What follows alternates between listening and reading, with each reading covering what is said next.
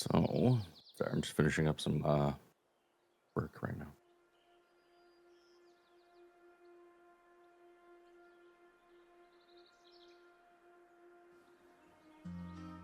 Hello, everyone.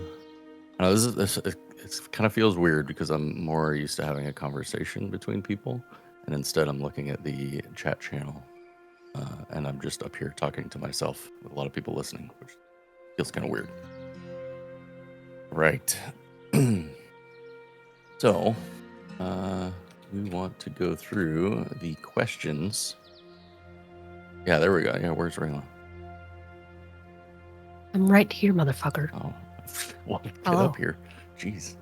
I can leave.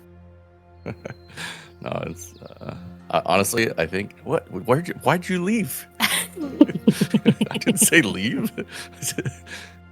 I need some company. Okay. I need some company. Right, there we go. Oh, Formulation's thank God. Less also awkward. here. Not just me. Lurking. All right. So we're gonna go through the. If I could find the thread. Where did I post this thing?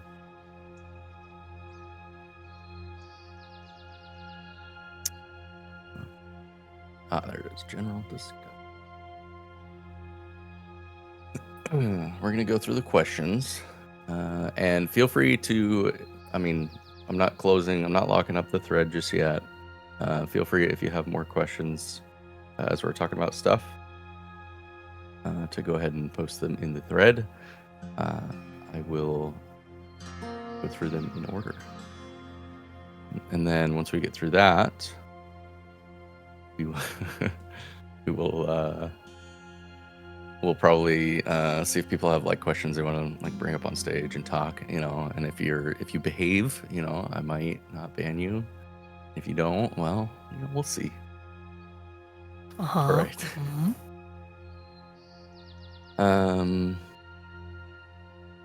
Yeah, so I have heard I heard that there have been some upset people when it comes to development and things like that through secondhand, third-hand conversations.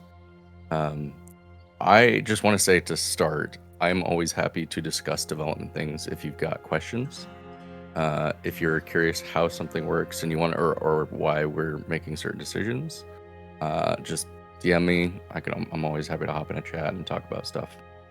So I don't want people to feel like we're not approachable on stuff like this. And for me, fortunately, I personally bridge the gap right now, kind of between the management and the development side. I obviously did not come up through the staff side of things. I was a developer, and then Tib brought me into management on that side. So I tend to be more keyed in just on the mechanical workings of things. But with that said, let's go ahead and go through questions. Right. First question from Jack. What does the priority list look like? So this one changes a lot. And right now, as of today, the number one thing is going to be game breaking bugs. That typically is the number one thing. You say dev roadmap, so like the question is a prior list meaning the dev roadmap? I would say no. I would say in my mind, a developer roadmap is what are the features and things that I want to implement that are going to add to the server, not just fix things. I would consider that to be more of the developer roadmap. However, there are priorities, right? So let's say I'm working on a horse update. Yeah, no worries. It's a good question. Let's say I'm working on a horse update, right?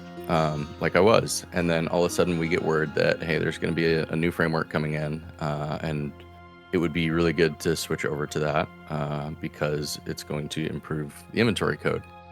In those cases, the developer roadmap type features tend to get lower on the priority list. So a high, in that case, we stop working on bugs and we start working on this high priority feature like a framework update. And then once the framework update comes through, we've got to fix a lot of the game breaking bugs, exploits, things like that crop up, because there always will be those kinds of things. And depending on the stability of everything, certain bugs may or may not be higher priority. Right now, the weapon system is very screwed up. It reverted back to kind of a stage of code from about 2 years ago when I originally started fixing things. And my plan is to work on the weapons code kind of in one go. So right now, that's a little bit lower priority than some of the other higher game breaking things. I'm currently working. My highest priority thing right now is we've got an issue with some of the inventory items. When we switched over to the new stackable format, there was an issue where essentially the item has both the old and the new format, and then it causes an issue where you can't move the item, and then it kind of just will duplicate itself. So the items are kind of worthless at that point, but then they just take up an inventory spot and fill up your weight. So it's very game breaking, and I'm trying to fix it. Yeah, it is the cigar bug. It's the cigar bug. It is the old, when we originally built the med kits and the surgeon's bags, those have the issue. There's a number of these issues, and the unfortunate thing is that, well, throwables are completely different. That's a different thing entirely, but that is also a big issue. But it's one of those things where it prevents me from moving a lot of the old format stackable items into the new format, because if I change something, I may just break everybody's, let's say I change cigarettes, or well, I did change cigarettes. Let's say I change herbs, right? If that just automatically breaks everybody's herbs to where they can't use any of their herbs anymore, and then all their inventory start filling up and they just lose all those slots, suddenly that's not good. It kind of prevents me from moving things over to the new system, and it breaks everybody's stuff in the process. So I've got to find a fix for that kind of stuff. That one, big priority. And then down the road there are other smaller priority things, like other bugs, other exploits, and then at a certain point, though, sometimes we just don't want to work on bugs and we want to work on features. So, we work on stuff that we feel is important, or I've been trying to take a little bit of a break from a lot of the broken stuff, and I've been working on some dev tools for our other developers, specifically our prop people, in order to kind of make things better for them. Spooner is a wonderful tool if there is nothing else, and I'll leave it at that. But I want to build something else that is not Spooner. So I've been working on that, and that's something that may not be visible to a lot of people. However, you will see direct benefits from it. Aaron, Des, Rio, they are going to be building props in a way that is better.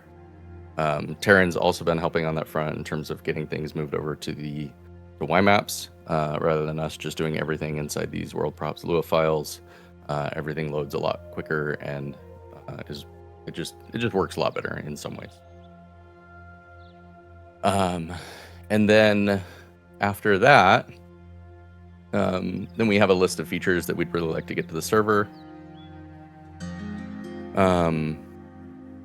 And we kind of go down that list. Those feature lists are really up to the developers, what they want to get working on. Yes, traffic, YMaps and MLOs are confusing. I'm talking about YMaps for the camps. Terran is working on MLOs for buildings and things. But yeah, it is. If you want to know more about that, just talk to Terran. I'm sure she'd be happy to explain the difference. I say that jokingly. But yeah, so So really, it's for the priority list. It's going to be like really game breaking stuff, and then just kind of bugs in general, and then really what the devs want to work on. Like they're I and the other devs are all volunteers. We want to improve the server, and we do care about stuff that is broken, but at the same time, if we're not enjoying our work, then we're probably not going to want to do it. So I'm always happy to. I would rather have somebody work on something they want to work on than not work on anything at all. So there's that. Don't worry, we'll be getting to some of that later. We just got to the first question for right now. So moving on from that, can we get a detailed change log update for the spring 2024 update that details all the intentional changes? I'll go ahead and answer this. Yes and no. I can go ahead and go through and try and detail all of the changes. I actually don't know for certain all of the changes that were made. There was a time period where we had to go through and kind of figure out what the mechanics were ourselves. For example, medical, and determining, how you get into certain states, how the bleed states work, things like that.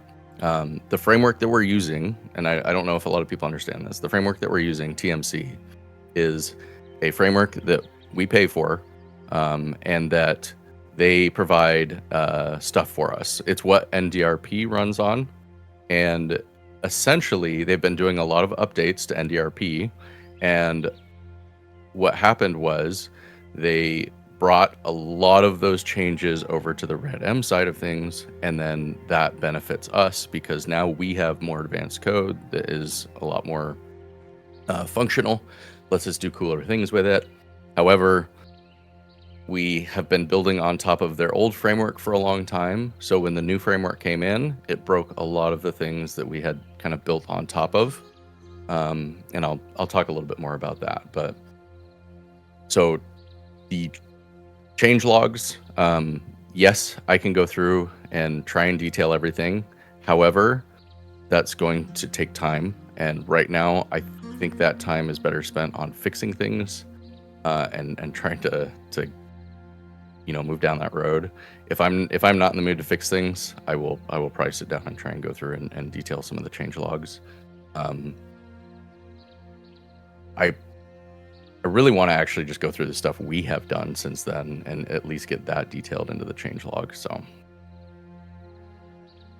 yeah, that's why everything kind of broke. And I'm gonna talk more about that too. There's some details there, that things that I'm doing to try and make sure that it doesn't happen again, and that when they are bringing in, because there's gonna be more updates, and there's still things that we didn't like.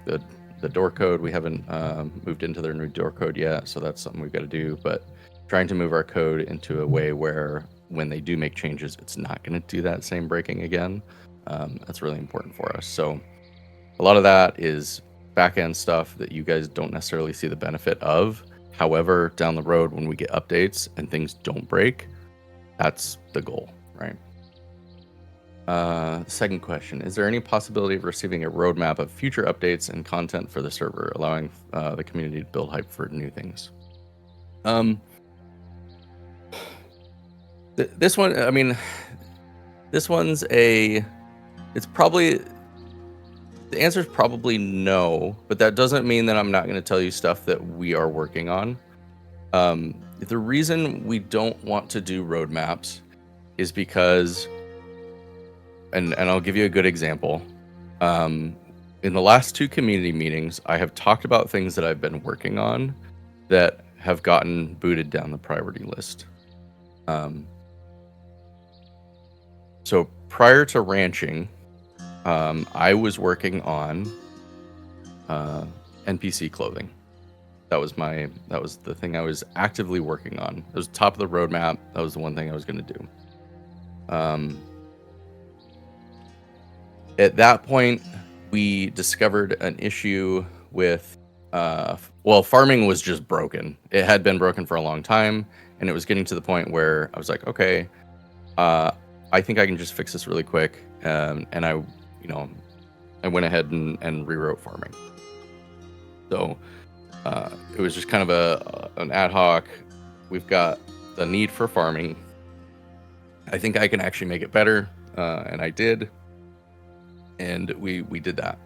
And then once we modified farming, there was a lot of discussion around the economy that happened, and I was listening to what people were saying. The ranchers of the state were essentially, because I reduced the income that farming was bringing in, and a lot of ranchers were using farming to supplement the income that they weren't getting through roleplay in order to support their stable fees. And I kind of broke that out from underneath them. I also nerfed mining at the same time because I needed to bring the income kind of in par with everything else that was happening, right? And it kind of brought to the forefront some issues we had with people grinding for money. And there was a very obvious need for ranchers and stable hands and people running stables to have a source of income that they could get during their roleplay. And so, top of the list, ranching. So I went ahead and built a ranching system where you could do chores around the stables to earn some money there. And then after that, I had made a promise to Rio that I was going to work on horses. So we kind of kept clothing on the back end. That was still lower on the priority list. And I started working on the horse update. All the time I was kind of going through the clothing stuff, getting things set up, trying to see if, what was and wasn't feasible. In that time, Tib did write the new clothing system where we have clothing items. And I worked with him on that, and I had him set it up in a way that would accommodate NPC clothing in the future. So currently the way we have it set up is you have a clothing item which is called a shop item, and you can now tint those items that we can store that data. But there is an alternate type of clothing item that we're able to do, which is the metaped asset, which are NPC clothes. But I was kind of working on that on the back end, but at the same time working on horses. And then framework update came, top of the list. Horse update got put to the back burner. So you can kind of see, like, basically what I'm getting at is I could put out a roadmap. The roadmap's going to change constantly, and there's no guarantee that the thing I'm working on right now is even going to be released this year, depending on what is or is not important for us. And I also, like, I don't want to pressure the developers to finish or work on a specific thing, because it's not a job. They're volunteers. If they want to work on a specific thing, great. And if they run into a speed bump, well, if they want to shift to something else that they want to do, then that's totally fine. There's no guarantee that, like, okay, yeah, and that's fair. I think having maybe there's a happy middle ground, right? Where we just kind of have something listed of, hey, these are the things I'm wanting to work on and my priorities. Yeah, so maybe we could do something like that. There needs to be a small print at the bottom saying, if we don't deliver these things, don't be upset, because this is just, visibility into what we're actively working on. Yeah, roadmap with no dates.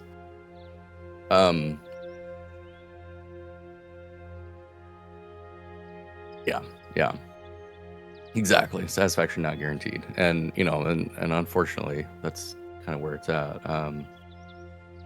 But and that is unfortunate, because I do like to see things get delivered. I do like to see things get completed and get out there. Yeah, especially with volunteer devs. Yeah, so maybe we can find a happy middle ground with the roadmap, and we can, I can post the things I'm working on or are on my priority list. And if the other devs wish to publicize what they're working on, they can do that too. One of the things I was trying to do was to try and start streaming when I was doing some dev work, so you guys could see what I was actively working on. However, I don't want to stream the TMC framework stuff. It's not our code. So when I'm working on TMC framework stuff, I'm not going to be sharing that. So, you know, and it really depends on what I'm actively working on. But I do like to stream and kind of have people take a look at where things are going. Yeah, the horse stream was a lot of fun. It was fun showing people that. I really actually am excited about the horse stuff. It depends. Depends. We can talk about it, Ash.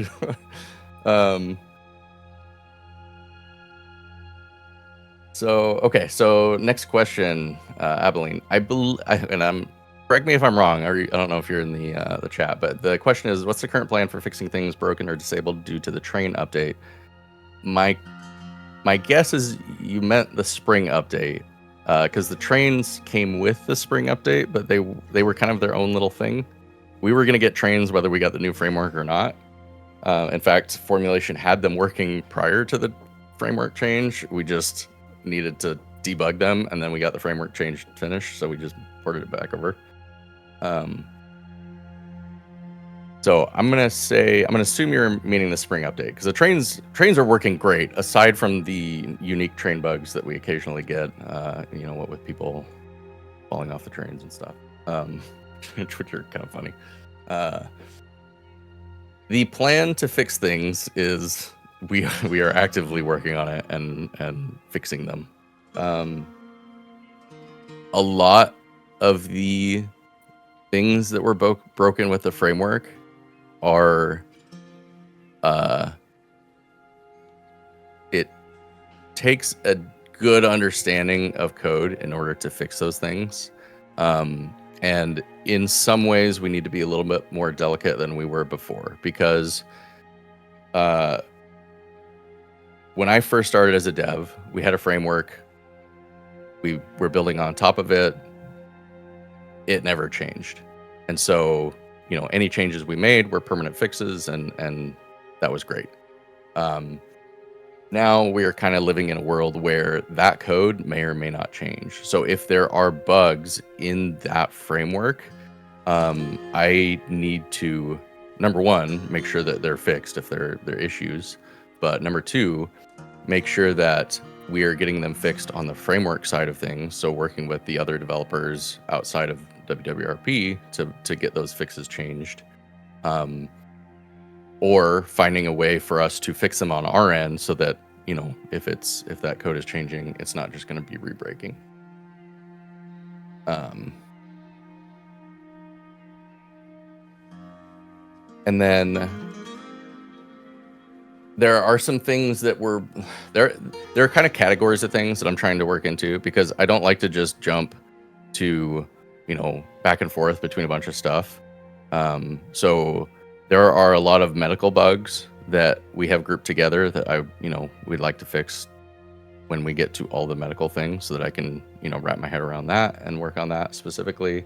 Gun weapons bugs are another big one. And that one is very depressing, because I fixed all of those same bugs 2 years ago and they all came back. I know what the issues are. I fixed them 2 years ago, and having to go through them and fix them again is going to be a tedious process. However, we have a wonderful dev that we brought on, who's in here, Simon, who he is very talented, and he is wanting to take on a lot of the weapons stuff, including the gunsmithing things. So really excited to kind of see him kind of jump into that. I think he's very capable of fixing those things, and excited to see kind of where he goes with that. So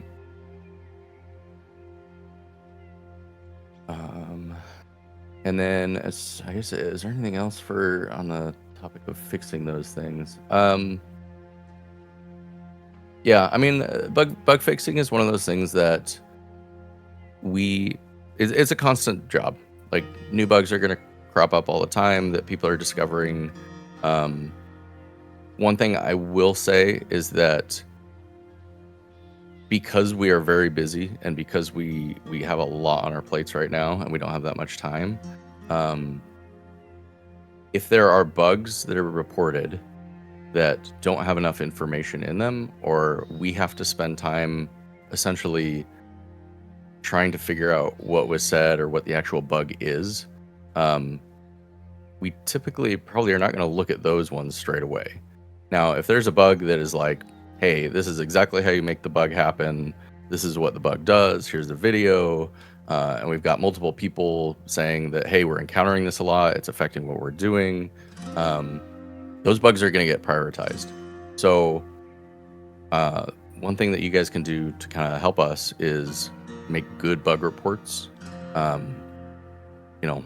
A really good example of this was a bug that was like 2 years ago when I first started. There was this bug where essentially somebody was saying, hey, I'm loading arrows into my bow and it's like the bow is disappearing, like it's deleting the bow. And what was happening was they were loading arrows in a way that was not normal, but they never said that. They just said they were loading arrows. So that bug actually sat open for like 6 months. I could never figure out what it was. And then one day somebody updated it and they said, hey, I hit this bug. Here's a video of it happening. And I looked at it. I was like, oh, if they just told me that they were dragging the bow, or like they were dragging the bow onto the arrows in this way, I could have just reproduced it and fixed it straight away. It was a very simple bug to fix. But it's the fact that, if I have to spend an hour in my own dev server trying to hunt something down and figure out what it is, that's just, it's a waste of time. Where if there's a bug that's like, hey, this is exactly what the bug is, I can just start on the fix straight away, then I'm going to work on that one, because that's a better use of my time. All right, jumping forward. Victoria, how is your day? My day is good. I had some eggs this morning. My son's been in a good mood, so that's nice. Yeah. I got some work done for my work yesterday, so I'm able to kind of take it a little bit easy today and do this update. So it's been going pretty well. Thank you. Thank you for asking. I hope you all are having a good day as well. Right. Oh, okay. So question for chat. How do you like your eggs? Personally, I like mine fried over hard. So how do you like yours? Deviled over medium, poached. Fried both sides.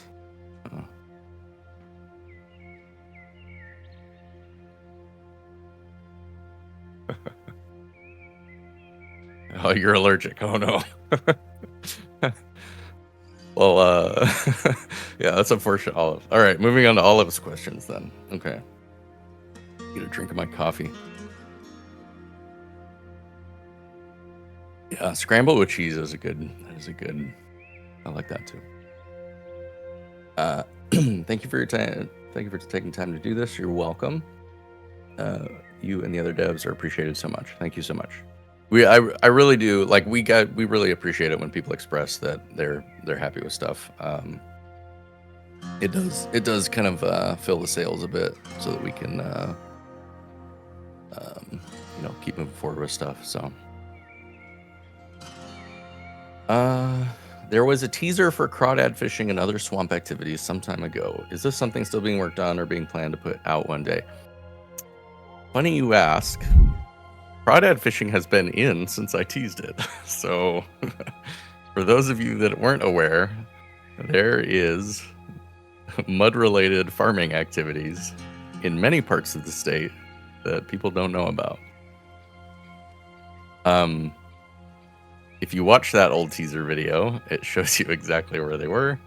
There's definitely a few other places that you can find it. It is very difficult to find, so I am not gonna. I'll leave it at that. You guys can go hunt that down. And trust me, it's not as profitable as farming, but I wanted something for the hillbillies to do, so you're welcome.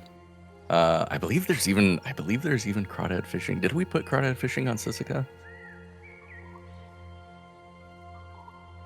No, because it requires a tool. Well, I'll have to double check that. I might have. I've looked. Formulation would know. I think I was talking to Formulation about it. I'll have to look. There's a couple spots though.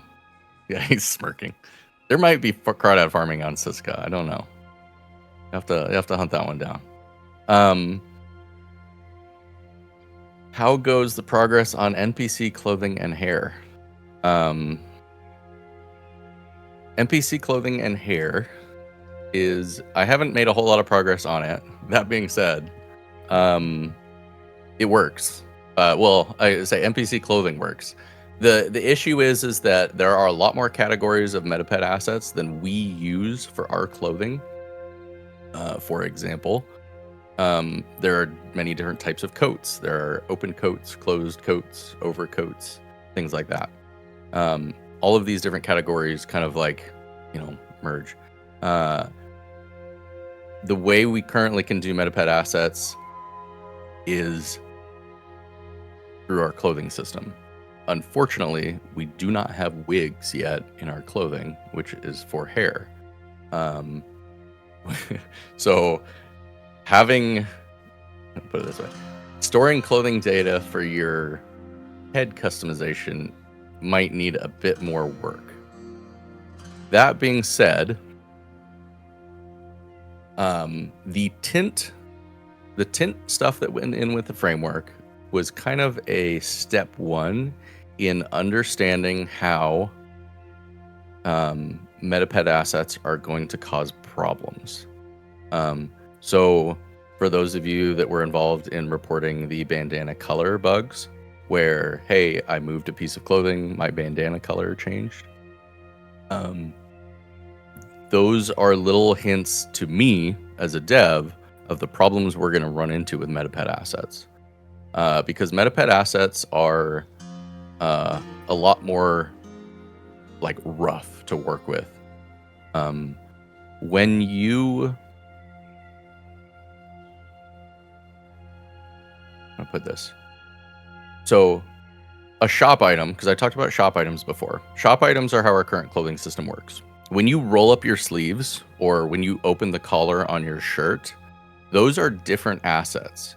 So a shirt might have 6 or 7 different metaped assets. If you're wearing a coat over your shirt, and you know how like certain parts of the clothing like clip, or if it's written well, it will actually make certain parts of the clothing disappear so that they don't clip, and it does that automatically. That is the shop item system basically automatically selecting a different metaped asset in order to have the clothing look good. A good example of how, if it didn't do that would be like 5M. When you're going through all the clothing and you have to specifically choose like arms and hands and certain stuff clips, and it's a lot more like rough. That is going to be the world that NPC clothing exists in for a long time, at least until people start, because you can create shop items out of metaped assets, but it's a lot more involved. So when we do introduce NPC clothing, it's going to be rough. You may specifically have to choose a pant style that doesn't clip through your selected boots. Or you may specifically have to choose a shirt style that, doesn't clip through your selected coat. And if you change your coat, well, maybe now you have to change the shirt. So they may have to exist more as like outfit changes rather than like individual clothing changes. It's something that will probably be a little bit more buggy. And seeing how the tint system works was kind of our first view into that, because when you tint clothing, it kind of changes it a little bit. And when when the shop item changes, you kind of lose your tint, and then we have to reapply it. So it was kind of a view into how that's going to work. That being said, even prior to the framework change, I can spawn in NPC clothing as clothing items that can be used. I don't know if I showed it. I showed it a long time ago, where I had mining hats on a character. Yeah, that code's in the game. Like we can do that. It's just a matter of how do we implement that system. So, come 4th of July, there will be some Metapet assets that you can purchase from shops as part of events. There may be some NPC clothing things that we give out as rewards. There's going to be a little bit of, yep, there's the clip. So that was mining hats. So that was, when was that? Can't remember. It was ages ago. But we will, essentially what I'm going to do is the 4th of July event, we're going to give out some limited run stuff as items, and you guys can wear them around, and it is going to be a bug test because we're going to see how it works. If they have issues, then we'll find out. And if they don't, then, well, maybe we start to introduce a lot more of them. So that's going to be something that we're going to be doing with 4th of July stuff. Look for some of those things. There'll probably be some stuff in vendors, and we'll probably be doing some of the stuff as like actual like event rewards or participation rewards or things like that. So maybe get a special crown for winning the hot dog eating contest, or I don't know. So yeah, so that was the NPC clothing. It's actually really close. The biggest issue that I need to implement for doing NPC clothing is a polished menu for you guys to choose how to do it. That's where like, there's been a lot of discussion around how do we want to do this. Yeah, custom clothing for tailors. So there's been discussion about possibly like me creating a tool for tailors that is a bit more rough. And then essentially what you could do is go through and look at the clothing. You would essentially find the clothing piece you want to create. You would create the tints for it, yada, yada, yada. And then you would save that clothing item. And then you could essentially generate clothing items from that tool. And then as a tailor, you then can distribute those clothing items to people. They don't have to interact with a menu or something like that. And you now have like really custom stuff that you can make, and that would be, yeah. So that's one way we could do it. The other way is actually creating like a clothing style menu and just letting everyone kind of have at it. That's another way we could do it. There is a lot of very cursed stuff in Metapet assets. So it's like we have tints on clothing. And you like, it is possible for you guys to make some really hideous stuff with clothing. It makes the dev life easier when I don't have to implement mechanics to prevent you guys from doing the shitty thing. And instead, I can just trust you guys to roleplay well and do good things with it. Because there's a lot of stuff that I never thought of as far as like mechanic wise that you guys do think of. There's a lot of stuff that you guys use things for that I never really thought of. For instance, people using hay bales in their boxing matches, or to use as like exercise equipment to like run around the towns and like do training. That was glorious. I loved watching that video because I never would have thought about doing that. But giving people the ability to just like do things, really like you get to see the creativity there. So I don't want to like have to implement mechanics to prevent you guys from doing really shitty things. However, yeah, dyeing the haybeards, wonderful. So yeah, I'll get to that later, but I'm gonna leave it at that. Don't be shitty. Do cool things with the stuff, because then I don't have to spend time like stopping you guys from being shitty. Yeah. How goes the horse update progress? Horse update, really cool position right now. It's still got a lot of work to go on it. I essentially had to drop it and kind of move on to things. I want to get back to it. I want to finish it out. It is very cool. I love how the training has changed with it. And I really want to see that. Yeah, I'm looking at the chat. I see you. I really want to like see that in the server. I think that for the people that do horse training, for the people that have that horse role play, I think like this update is huge. I really want to see what you guys do with it in the hands of the people. There's some really cool stuff that I was working on. I don't know if I showed it on stream, but essentially horse temperature. So if you're up in the cold and you run through a cold stream and you're running around in the cold weather and it's raining, your horse is going to get really freaking cold. It's not good. So getting it into a stable and a warm place and actually having it dry out and do those things is going to be important. And on the other side of things, if you are a dirty criminal and you're down in New Austin and it's hot as hell in the afternoon and you're trying to ride your horse as fast as you can away from the bank robbery, you know, maybe running along the bank of the river and running through some water is a good idea, or maybe waiting until the night to where it's cooler might be a better idea. So there's a lot of stuff we got to work on, but also on the balance side of things, like I need to keep in mind that deputies and LEO have to respond to stuff more. So their horses are obviously going to be, you know, worn down a lot more than most people's. So having a way for them to kind of take care of their horses, I think is going to create some role play. Essentially, my thought is for recovering horses, having stable hands that essentially are going to like apply salves and things that will help your horse recover will be good. But yeah.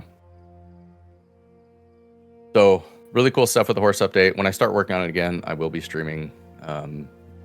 I'm very excited about that kind of stuff. I'm at the point now where I'm like, do I want to add more features to it because it would be really cool, or do I just want to get it out? So we'll see where that goes. But right now I'm kind of focused on bug fixing. So unfortunately, for players interested in helping the dev team, how can they go about helping? There's a lot of ways. I talked about one of them earlier, which is when you're doing your bug reports, make sure that you're like providing a lot of detail.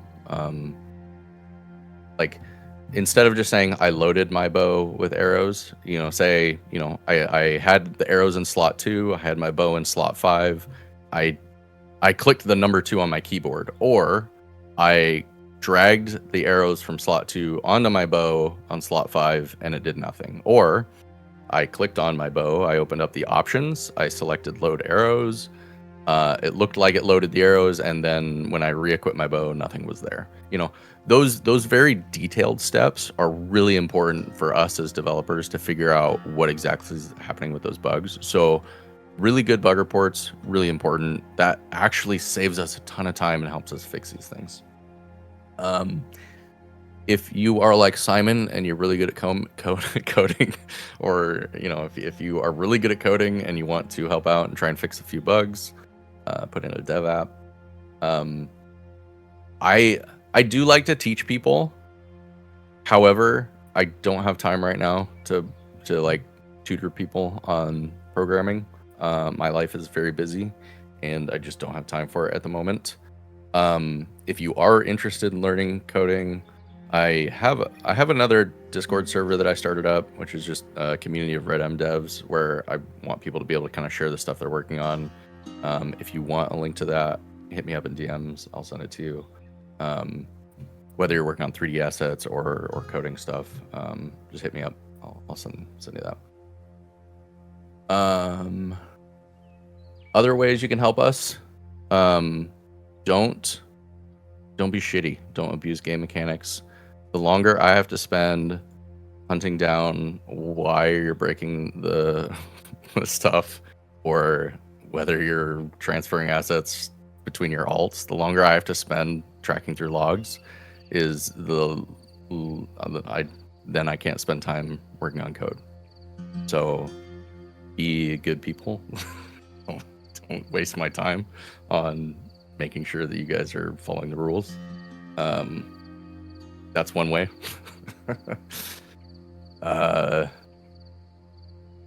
Yeah.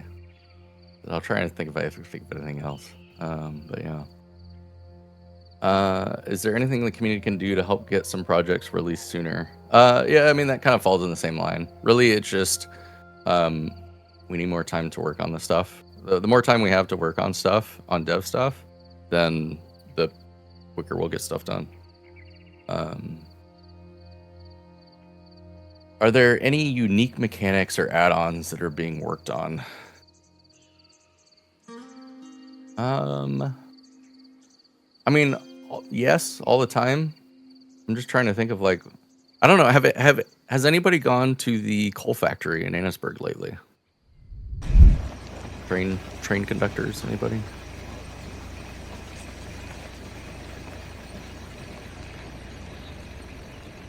The conveyor belts and things should be running in there now. However, if you go to the lower platform and you go to the coal chute that sits above the train tracks, you can move the coal chute up and down as if you are loading them into a train or a cart. So that whole coal factory, that's a stage 1 thing. It's unrelated to the deliveries, but that's a stage 1 thing. My goal was to just essentially make a small little mini game coal factory job where your job is to essentially keep the coal factory running.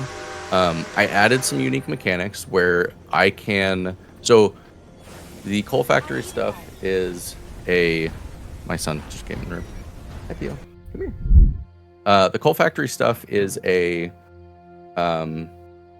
you like the computer. Sorry, the coal factory stuff is a unique mechanic where essentially we are creating a prop area, and those props have animations. So they're entity animations of props that we're putting into the world. But even better is the entity animations, I can change them. So I can make the belts run faster. I can make the belts stop. And I've added, I now can do particle effects on things. So my plan is essentially to have a bit of a mini game where you have 2 controls. You have 2 controls where you can control the speed of the belt, and you can control the amount of coal that you are putting onto the belt.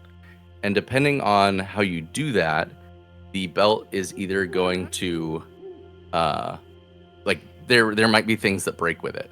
So there might be like 10 different types of parts that you need to repair in order to keep the belts running. And then depending on the speed of the belt and the amount of coal you're putting on the belt is going to depend on the output that the factory is making, which will either increase or decrease the wage that you're getting while you're working at the coal factory. So essentially it's just a kind of a mini game of increasing or decreasing the speed, and then fixing things. So you'll have to pay for repair parts. Oops. Yeah. No. Yeah. Can you say hi? Say hi.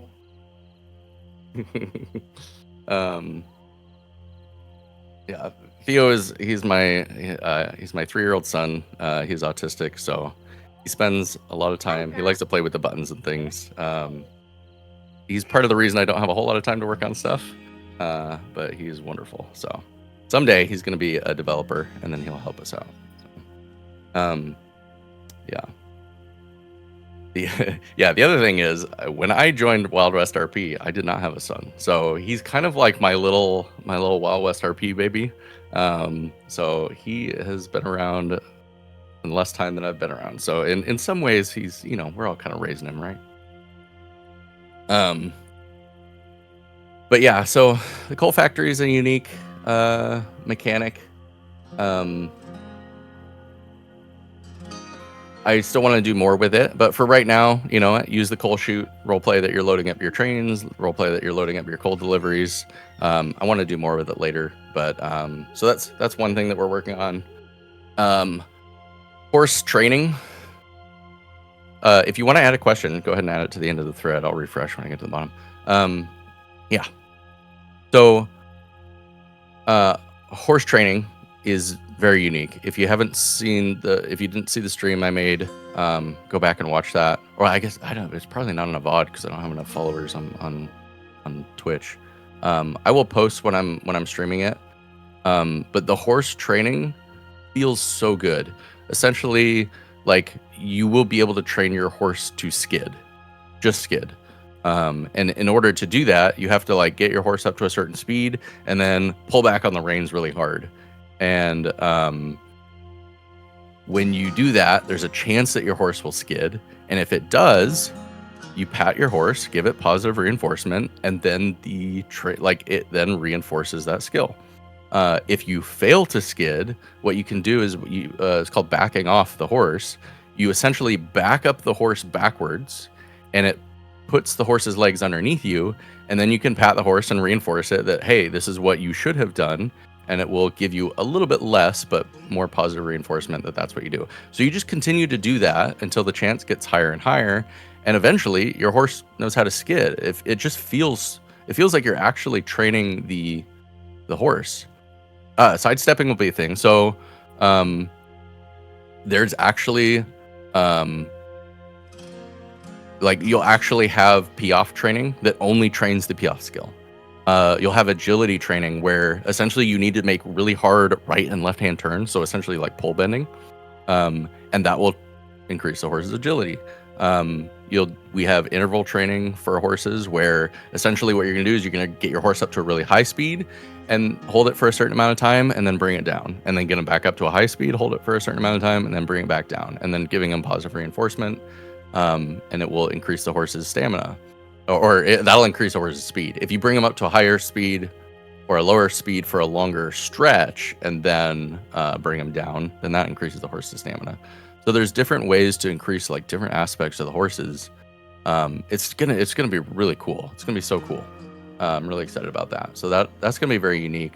I have never seen anyone do that on any server. That's gonna be really cool. I'm excited about that one.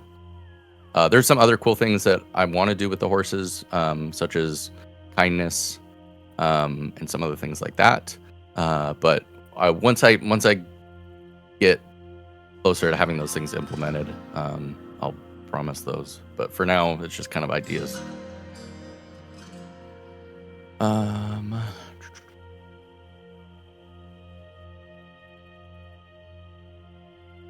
Yeah, so that's that. Okay, so that's those questions. Jack, Arthur Thompson brought up the idea of a roadmap for the goal and development side of things. Big fan of this idea. Okay, that was the question. Yes, roadmap. I think we can find some middle ground there to where it's not like no satisfaction guaranteed, but these are some of the things we're working on for the devs that want to post it. Second question.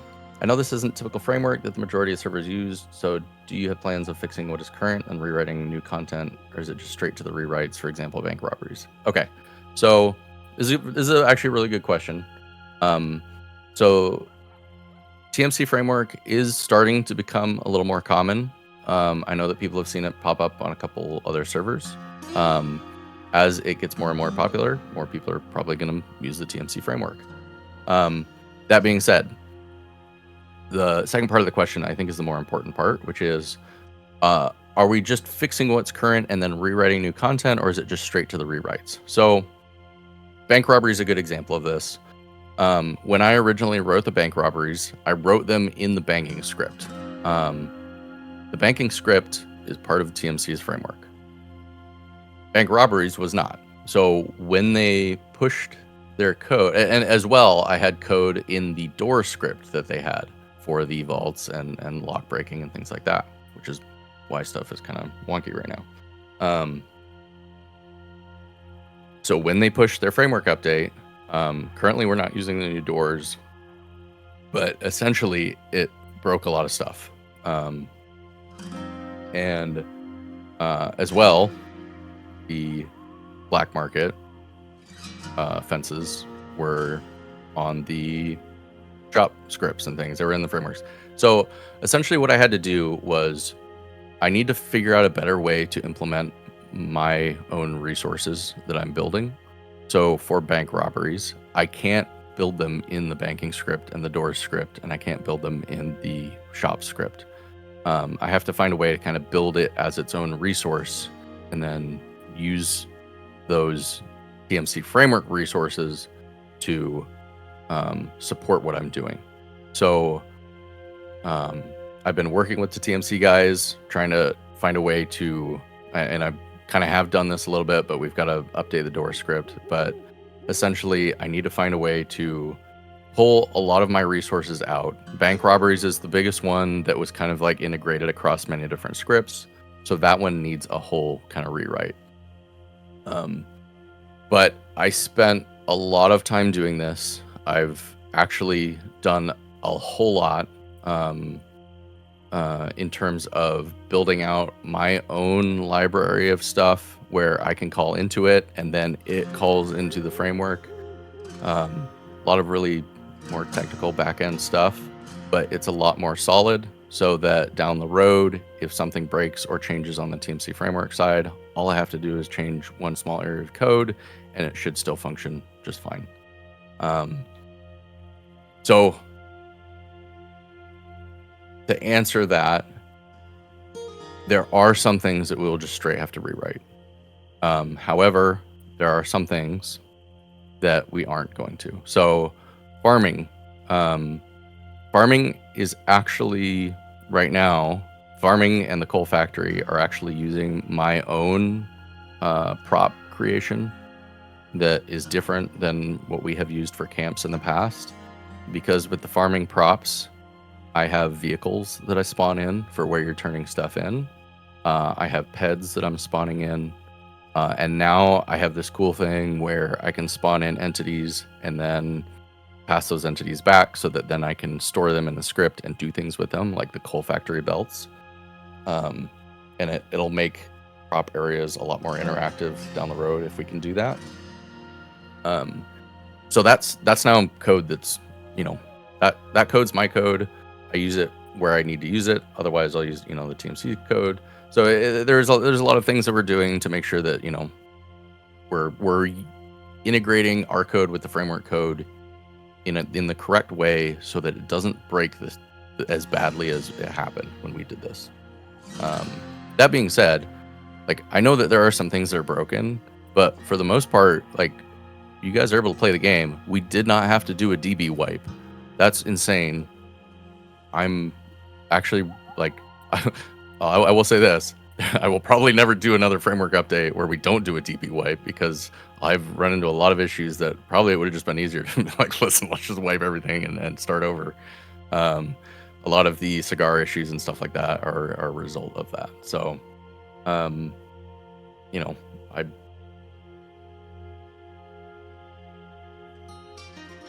it's been a pain. But basically what I'm saying is things are actually working quite well, regardless of the issues that we do have. So the fact that we were able to completely rewrite the inventory and keep all of our stuff. We rewrote the item format and we kept all of our stuff. That's actually pretty crazy. You don't see servers doing that. But yeah, like James said, not again, never again. At least I don't want to. It makes it a lot more work. I could have been doing other things. Third question. Now that Red M, 5M are in place where anyone with a secondary PC can boot up a server, new ones are popping up every day. Is there anything on the development side that will make WWRP stand out? I can understand if ideas want to be kept under wraps for the time being. It'd be nice to just have some sort of competition. It depends on the developers, right? If the things that we're creating that are unique to our server help us stand out, great. I've seen a lot of things on other servers that are really cool. And a lot of them come in the form of suggestions to our server. But really it comes down to, can we develop them as developers? Do we have the support and staff to do that? We're gonna just work on stuff. Part of the reason I do this is just because it's fun. I like to make things that you guys enjoy. It's really cool to see people use those scripts and uh, tell really cool stories with them. There's really cool features like built into the X-Anim stuff. That there are things that it's like I wanted this, like I wanted to role play with this way, and so I made the thing. And seeing other people also enjoy using those things and play with them are really cool. The X-Anim stuff is very unique. It's like I know that Prodigy now has it because they paid me for it. But what other server is using that? Like, we've had that for what, a year now? I don't know when I released it. And it's gonna be even like it's doing even better stuff. Like, there's new stuff coming. We've also had like I wrote an animation dev kit so that our devs can make new animations with it. There's really cool stuff that's going to be coming. We're learning how to do stuff. There's really cool stuff that's coming. That's all I want to say with that. So as far as us being set apart from other servers, I mean, that's one thing.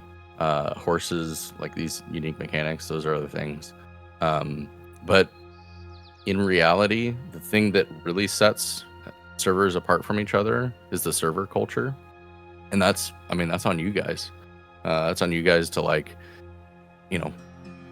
set that standard and tell good stories and be welcoming and set that bar, because that's why people are either going to stick around or leave. I mean, there's a lot of reasons, but that's one of them.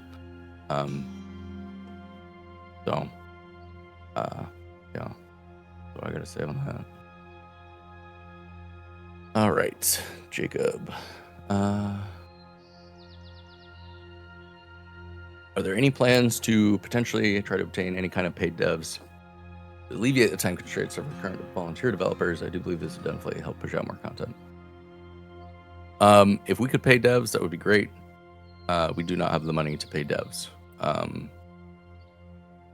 We rely on volunteers. We rely on donations. That's just kind of how we do things. We don't charge you guys to play on the server. We don't charge for priority. So, paying devs, it's expensive. You guys can't afford me. Like, honestly, it's not cheap. If anything, I would rather we pay the devs we have first. But the dev work is not cheap. I do this out of the love of coding and, for the community. So, I have a full-time job. I have a son, I have a family, and I do this in my free time. So, and for all our other devs, a lot of them are going to school. A lot of them are, have their own jobs and families. So, if we could pay for more devs and have more devs, absolutely. I would love to have more devs working on stuff. But we have what we have, and honestly, I think we're doing great with what we have. I'm very happy with how people volunteer and the stuff we get out of it. So, are there going to be more criminal activities added soon, like an actual Moonshine mechanic? There's a severe lack of things criminals can do at this current time. Yes. Simon sent me some code last night. We have been talking about implementing Moonshine for a long time. It is coming. The other thing I went over with Rio last night was we have been sitting on some items for a while, like a year and a half now. I think we talked about and implemented them first when we were doing drunk effects. Essentially, they are types of drugs. So cocaine, morphine, laudanum. I'm just going to go ahead and put those in. So there's going to be drugs. Criminals, do what you want with those, I guess. We can probably expand on that. I mean, really, it's not it's not like you're not gonna get like a cocaine tent where you make cocaine. It's gonna be, you know, crafting recipes and things like that. But I mean, I guess governments, Jack, you probably got your hands full with you're gonna have your hands full with making new laws, dealing with all that stuff. So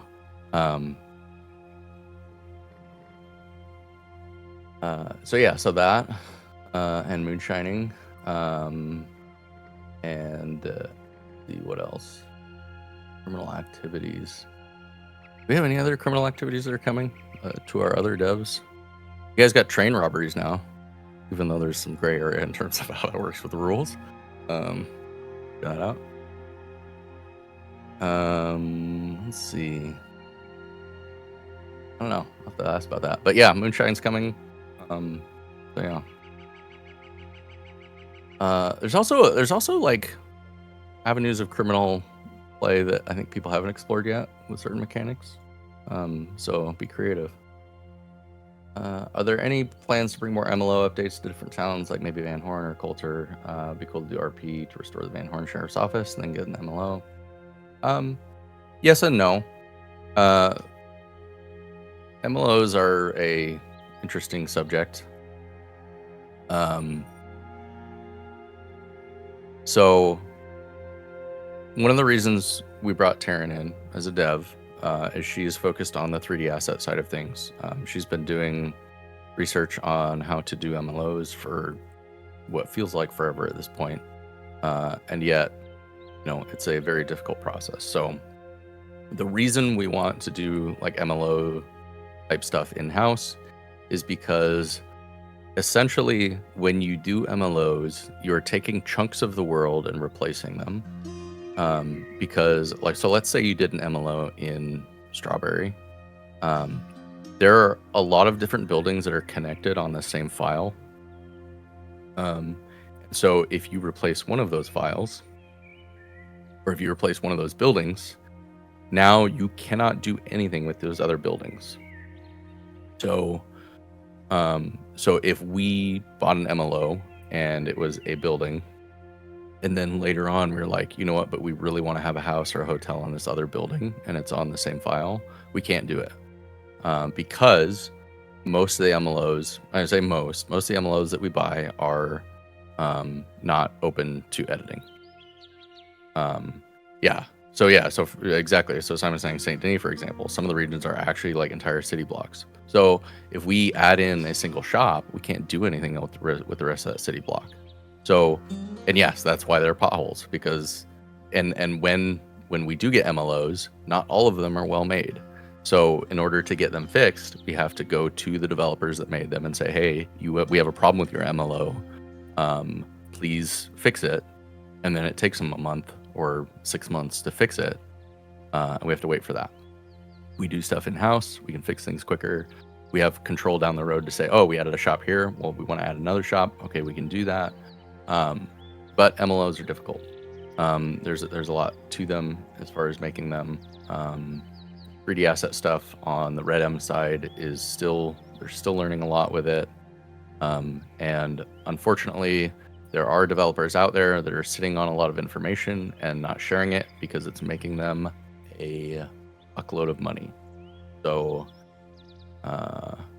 yeah, not happy about that, but we're trying to figure stuff out on our own, and we're trying to share the information we get so that it brings better stuff to the development community. Because we want to see better stuff. I would rather choose from 10 different Emerald Ranch MLOs than one. Even if that one is pretty good. I would rather choose from 10. Okay. So that's MLOs. What do you think about bringing in a system where you can interact with objects in the world and pocket them in the inventory, like pocketing alcohol left around the world, or say a slab or salted beef? The main reason we don't want to do this is because those items are static. So when we restart the server, you just go to that same exact position every time and pick up that bottle of Guarma rum. It's just, people are going to do it. I would rather we have things like the herb system where stuff's random and you have to work to get it. So that's the main reason we're not going to do that one. What do we think of treasure hunting mechanic? Where you use a little device from back in the day that detects metals, and you need a shovel to dig up little lockboxes at random rewards. I think treasure hunting is a great idea. Actually, the farming framework that I wrote could do it quite easily. It's something I've talked about. We've also talked about doing like archaeology type stuff with it. It's essentially what the farming framework is it's a zone where you can do an interactive animation that then gives you something. Like that's all that is. And then we can script things kind of related to it. So there's some really cool stuff you can do with farming. The crawdad fishing or the crawdad digging is one of them. For those that don't know, clams and oysters exist. And like we could do a bunch of other stuff for it. So yeah. Sky's the limit. It doesn't have to be farming. It can be treasure hunting. It can be archaeology. It can be, bone digging. It can be all sorts of stuff. So yeah, I think that's a great idea. If somebody wants to work on that, great. Okay, currently it's not a high thing on my priority, but all right. So thank you for those questions. Nora, where are we at with the attachment system, weapons, trinkets, etc.? When can we expect to have it back? Hopefully soon.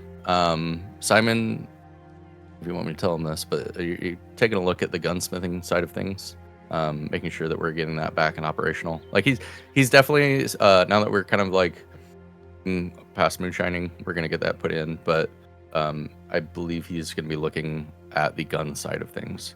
The attachment system is very closely related to the gun side of things. Initially, when I initially wrote it, it was written into the inventory and weapon system because it's how we did weapon customization. So essentially, when you moved something in your inventory, it would update whether you had, the weapon customizations visible and all of your little trinkets visible.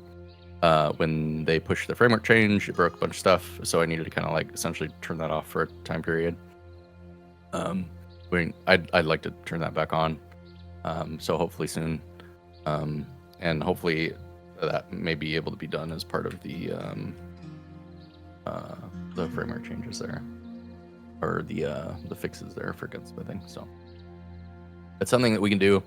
It's also possible that it may end up breaking some things. There's been a couple bugs that have to do with networked entities. I don't know how much the trinket system stresses that. So we'll see what happens. However, I will say the metapet assets have really cool stuff in them, and they are not networked objects attached to players. They're just clothing items attached to players, so they act a little differently. And having some of those brought in as clothing items and trinkets and things would be really cool. So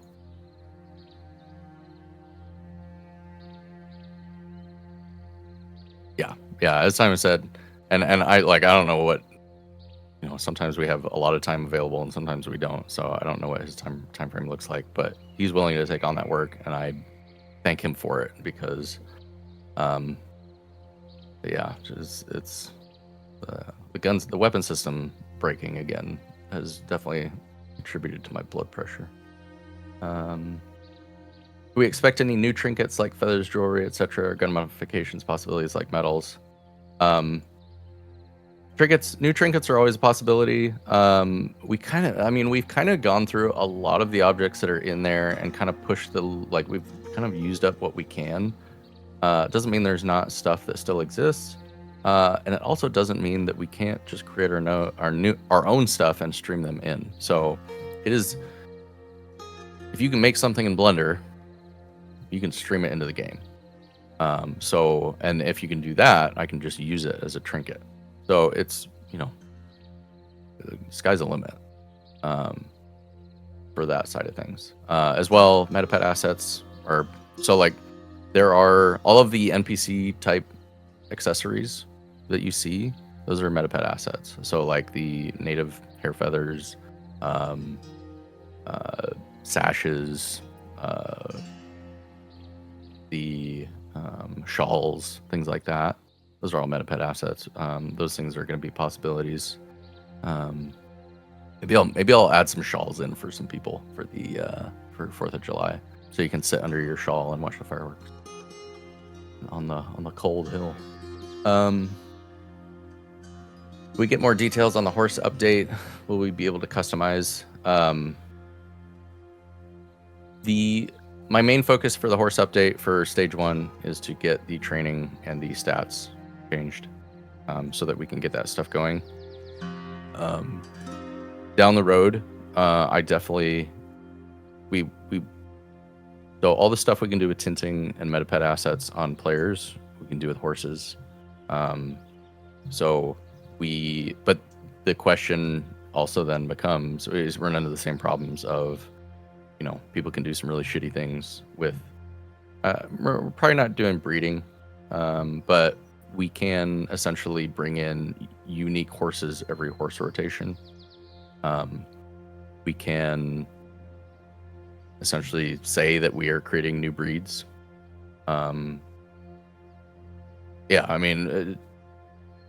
There's a lot of possibilities there. We haven't really gotten into it on the dev side, so that's a down the road kind of thing, but completely possible.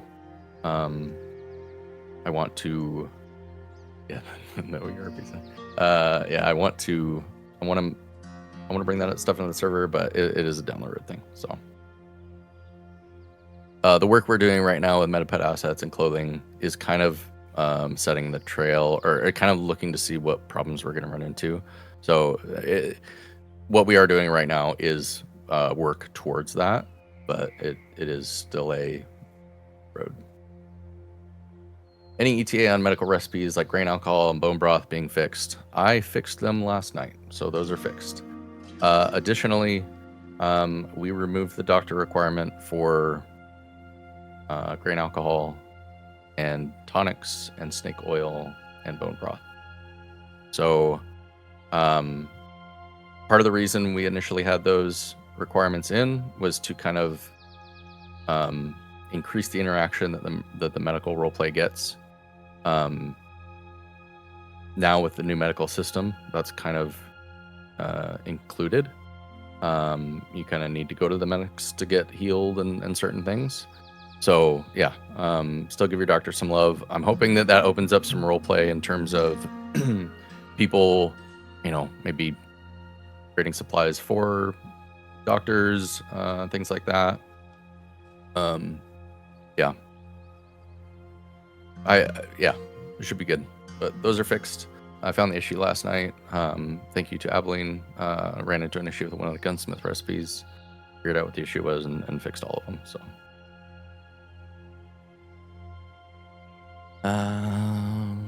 Actually, let me need some music.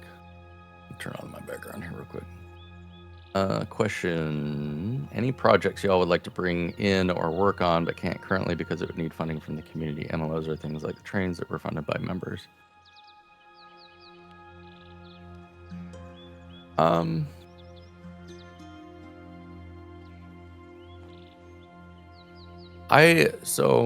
No, not really. I'm not a fan of bringing in external scripts, and I've already shared my thoughts on MLOs. Other devs may feel differently, but I say the train script was really cool. The train script was good because that kind of did some work for us, but scripts like that are far and few between, where it's something you can just kind of plug into a system and have it work. Granted, it wasn't that easy. Formulation, Ashit is actually pronounced dagger. I just spell it that way because it's less likely for it to be, used already on the internet. Anyway, Formulation did a lot of work to actually make that work with our system. He's still doing some work on it to make it work with our system. But scripts like the train system, which just plug in like that, are few and far between. So integrating them into our menu system, which is wonderful. Thank you to the TMC guys for that. It can be difficult. It can actually be more work to buy a script and then integrate it into our system than to just write it ourselves. So yeah, and then MLOs are MLOs. I mean, it's just, yeah. So Um, yeah. Okay. Funding. Yeah. I mean, there's like if we need funding for stuff, we've done stuff in the past where I mean, your donations are always appreciated. It helps run the server. Running the server costs money, which you know, is constant.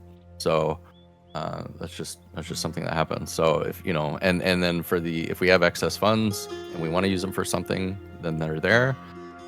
If we absolutely need funding for a specific item, sometimes we can do a little like fundraising, and usually those go pretty quick. We always appreciate that.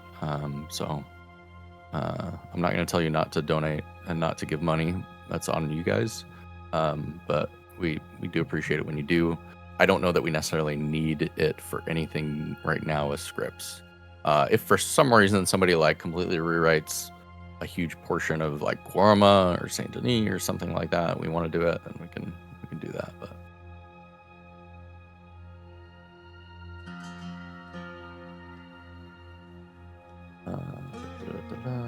are there any plans on the near future for wagon ownership? It would be great for business owners. I really want to do wagons and have a wagon owners. I think other devs are working on wagon side of things right now. I actually don't know what the plans are for if we're actually doing wagon ownership. I think it's definitely something we want to do. But I'm not really sure on that one. It would be wonderful. Really wonderful. Are there any plans on expanding criminal mechanics like grave robbing to the western parts of the state? Is there plans to make grave robbing similar to harvesting, where you can just use a shovel rather than a prompt? I don't know that any work's being done on grave robbing right now. There's definitely some things we could do to improve it. However, it is functioning. And personally, I am more interested in adding new mechanics than, you know, just polishing some of the ones we already have. You're not wrong. I've always suggested that when you do grave robbing, that it adds a dirt layer to your character that you have to then physically go wash off. That way, if deputies come in and you're covered in dirt, it's a little more obvious. But I mean, that's all. Those are all things that are like it'd be nice to have. Currently, I'm focused on adding new functionality. But I mean, yeah, respect the me's. Really, what it comes down to. Do rolls if you're trying to do stuff.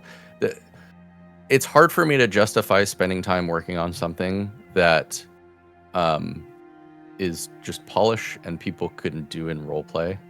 I want to, trust me, I want to make each of these features just absolutely like wonderful and polished, but I really also want to add new stuff for you guys at the same time. I can't do everything.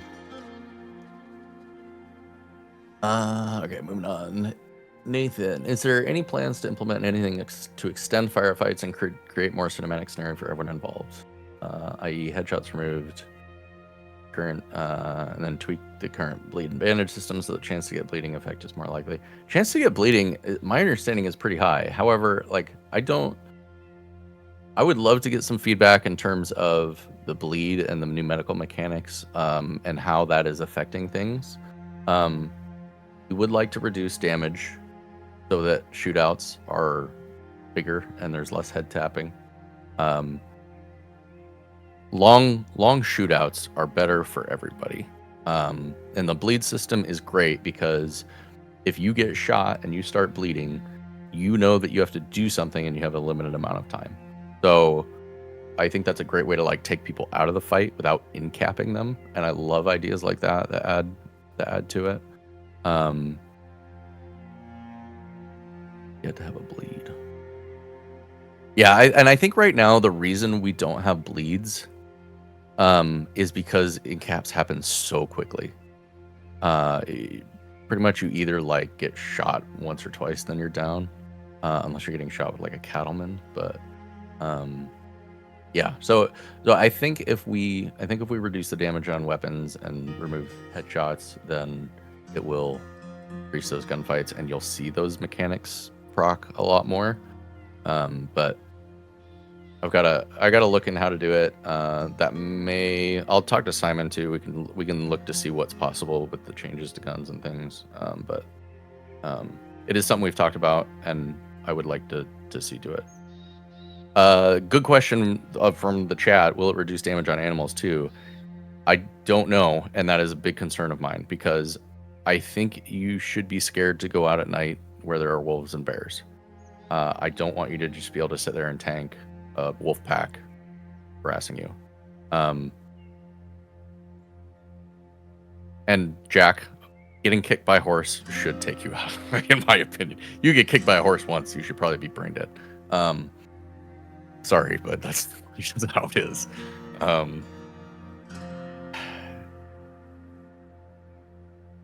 Yeah.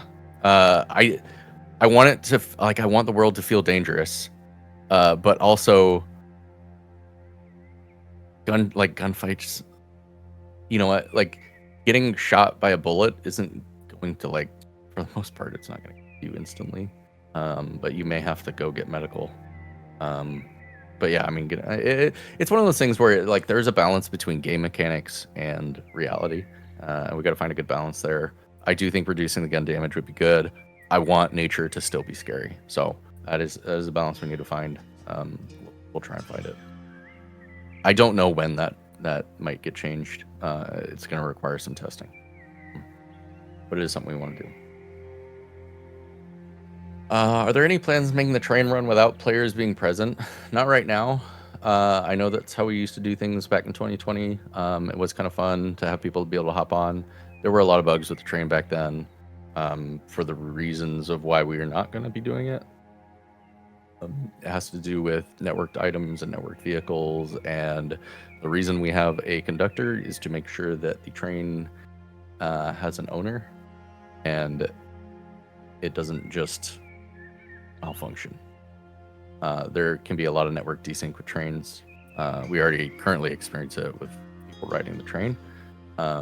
So it's probably going to be a no for now until, unless somebody in the future or that developer really just works out the issues with the trains. Yeah.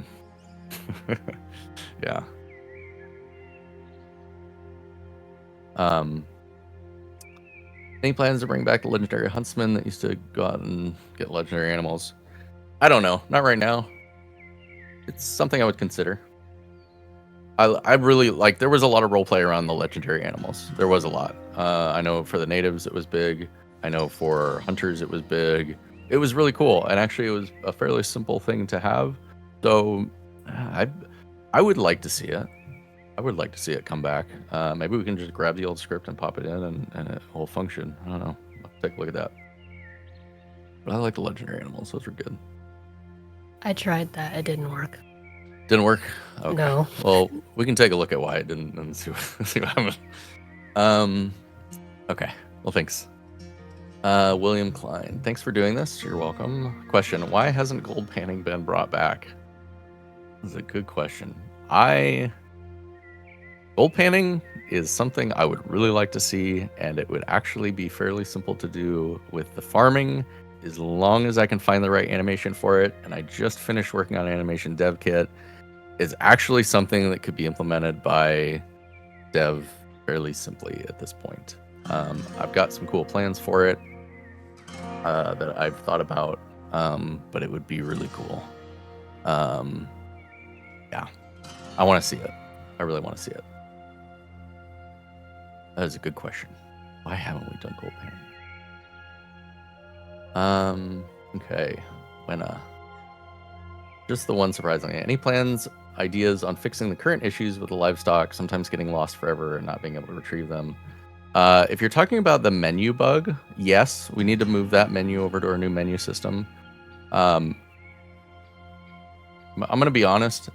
I really just want to, if it were up to me, I would just scrap that script and rewrite it from the get-go.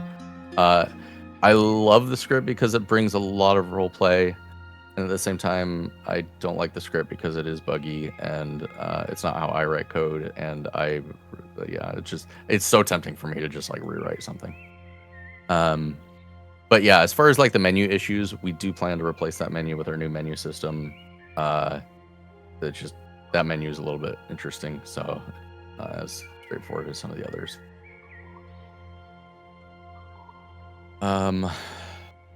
Yeah, livestock. I love the livestock. I want to do more with it, but man, feed bro sometimes. Okay.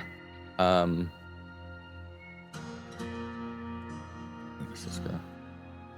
What's the status on reintroducing pistols? I don't know. I'm not really sure. We haven't really talked about this with anyone. I don't know if we're gonna do it. I've thought about. I don't want them to be commonplace. They shouldn't be commonplace. At least not for the timeline. That being said, I know they exist, and it would be cool to see a few of them floating around. So we didn't think about it. I don't know. We'll see. Yeah, I thought about adding a few of them into like bank robbery rewards, as like potential drops, but I don't know. Yeah, we've thought about it. Yeah. That's 100% true, Jack. Is like if I put it as a bank robbery reward, then it would only be like an illegal gun. So 100%, yeah. And that's where it's like, how do we implement it in a way where they're kind of unique, but also good. We could do them as like rewards for things, but I think more than anything, what we should do is just charge like 10 grand for them to tank some of the giant piles of money that people have floating around.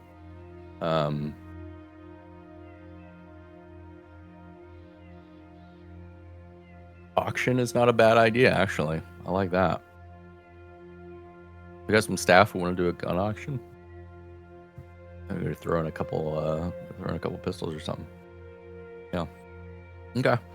Yeah, get that idea rolling. Because that's, I mean, in-game events is something that doesn't require devs. So, I mean, if we want to add a few items, that's cool. But yeah, auctions would be really cool. Any sort of changes in the pipeline for combat, specifically in regards to headshot damage? Yeah, we talked about this. It's just a matter of how do we implement it, and then how do we implement it well. So we just, we want to make sure we're doing it in a way that's going to be good. All right. Let's refresh. Okay, Boris, when will attachments make a return? We already talked about this. It'll probably come with the gunsmithing changes. Are there any plans for first-person weird sprint to be removed, if it is even possible? I haven't messed around with this. I'll say this. I have messed around with the first-person sprinting without much luck for changing how it is. I do not have a high incentive to mess around with it or disable it, because it is one of those things where I should not have to implement mechanics to stop you guys from being shitty. Just be good people. Don't use the weird mechanics. Just roleplay well. The more mechanics I have to implement to stop you guys from being shitty, the less cool mechanics I can implement. So, will the snow stay longer this year? Having it disappear instantly after the new year feels strange. I agree with you on this one. Seeing it disappear just on New Year's Day at a certain time, it's just like, oops. I would like to see the snow be a little more dynamic and come and go in the winter months. But that requires coding, and we have priorities. So I don't know that it will happen if it happens this year. I have poked around with it. I have looked at that as a possible. Is it possible to add deformable snow to the rest of the map when it is snowing? No, but nothing's impossible, although it would probably be extremely hard. I would have to go in and probably edit like map shaders and things like that, which on the Redem side, not a easy thing to do right now. So currently, no.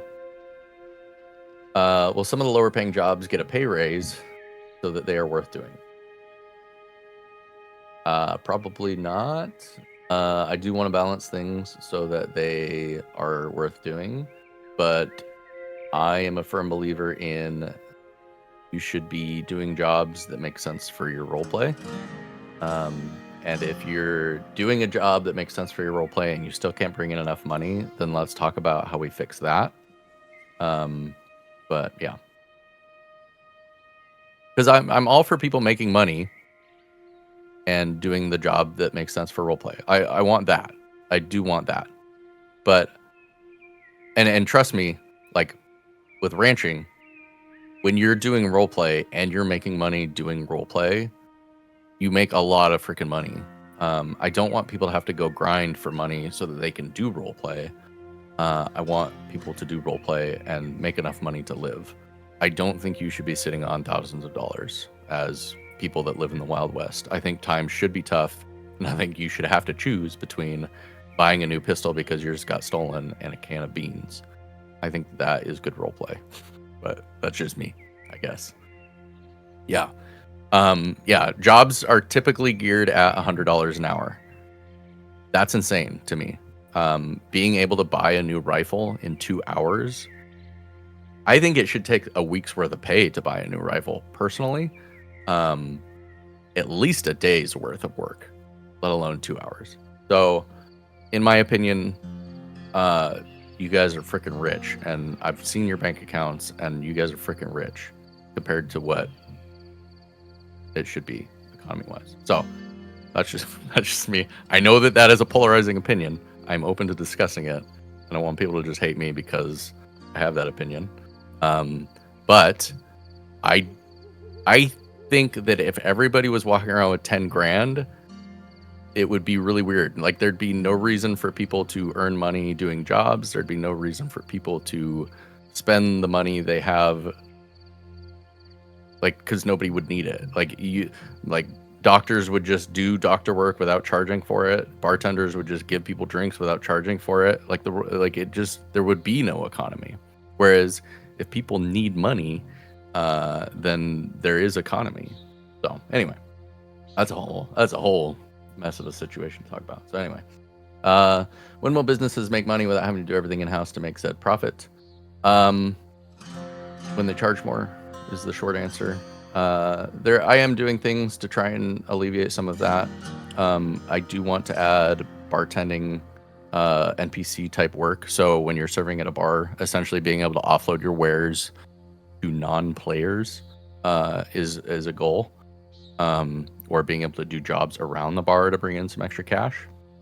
So yes, I do want to make it so that businesses can make money.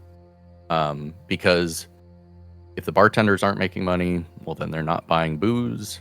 And if they're not offloading wares, then they're not buying booze. And then the people making booze can't make money. And then they just they sit on 10,000 bottles of beer and don't do anything with it.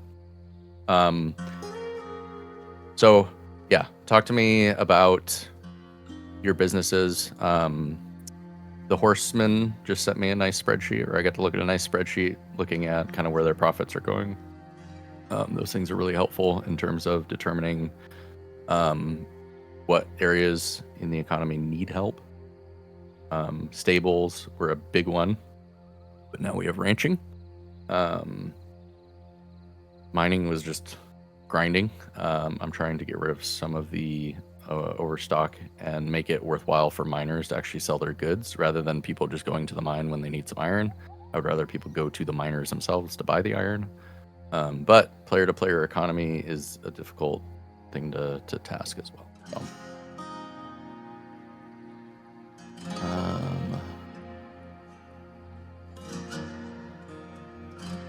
go over a few things here. Okay. When will the skills receive a menu explaining what they do?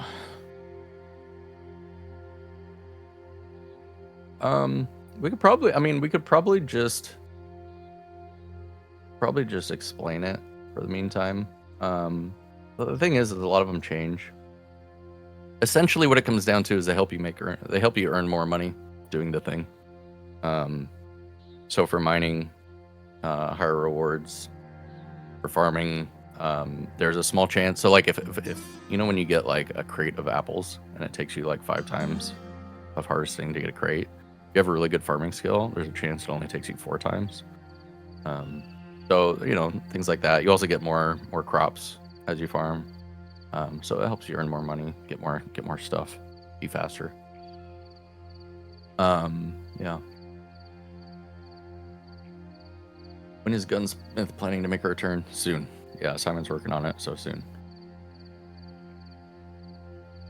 But I can't give you a date. I'm sorry. Will there be a role created for a person to make detailed change logs?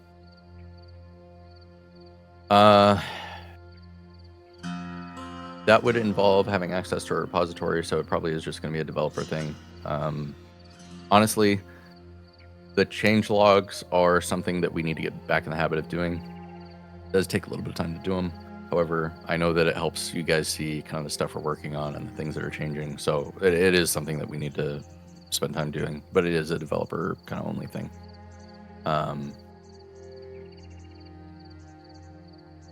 Will the 3 systems of emotes ever be combined into one, or at the very least, each of the systems contain all the emotes from the other ones? That is the goal. Yeah, I'm trying to move everything kind of into the X anims. The reason I haven't yet is because I've been working on other stuff. Also, I like my stuff to be a little more polished. The interaction menu stuff is very rough. Like, you just kind of snap into stuff. It gives you a lot of functionality, but it doesn't look great in my opinion. So I want there to be kind of like some cool functionality there for being able to sit. My goal with the sitting interaction is to be able to, you choose a sit option, and then it would basically give you a kind of like an alpha version of what your player is going to look like when you get to the position you're choosing. And then you would select it, and then your player would walk over or do the animation to sit down, and then you end up in that position. That's my goal with it. But that will take a bit of work. I haven't yet started working on that. In the meantime, yeah, we could probably move it over at its current functionality. But yeah, the other main emote system menu, the main reason we haven't moved away from that is because a lot of those are scenarios. And I will say that scenarios have their own value. I know that, like, they loop, they do automatic type animations, and I know that there are people that probably prefer that better. So I don't necessarily want to remove that for people. There are ways that we could integrate that into the X-anim menu. However, like, it's not a high priority on my list because we have a way to access that currently. But yeah, I mean, it is kind of weird having 3 different systems. I would like to integrate them. Not high on my priority list because it's we have ways to do those things already. It just would be replacing functionality I like to add. Are the veins in the mines going to be restored to their former richness? That depends on the economy, really. Problem is when everybody can just walk into a mine and get the thing they need, miner roleplay suffers. So, yeah, I have seen good things, in my opinion, come out of the decrease in mining amounts. I've seen people complain about going to get iron when they need iron, and then end up going to a miner to buy the iron, which is my goal. You shouldn't be able to just walk into the mine and get all the things you need. But we also, I think, need a better way for miners to sell their goods and get their goods out to people. So yeah, I mean, I get it. I get why it's hard to get the goods you need, but I also don't want everybody just walking into a mine to get the things they need. So, yeah, mining was the go-to grind for people. You should be wearing a mining hat. You should be wearing filthy overalls. You shouldn't be wearing a suit. You shouldn't be wearing your long arms into a mine. Like, it should be roleplay in there. So probably not restored to their former richness anytime soon. Yeah. When things are hard to find, that means that they're more expensive to buy, and that means they're worth mining. spending the time to get. So that is a good thing. Are there any plans for management to stop being so stingy about giving out fictional money? No, but there are plans to be more stingy, so stay tuned.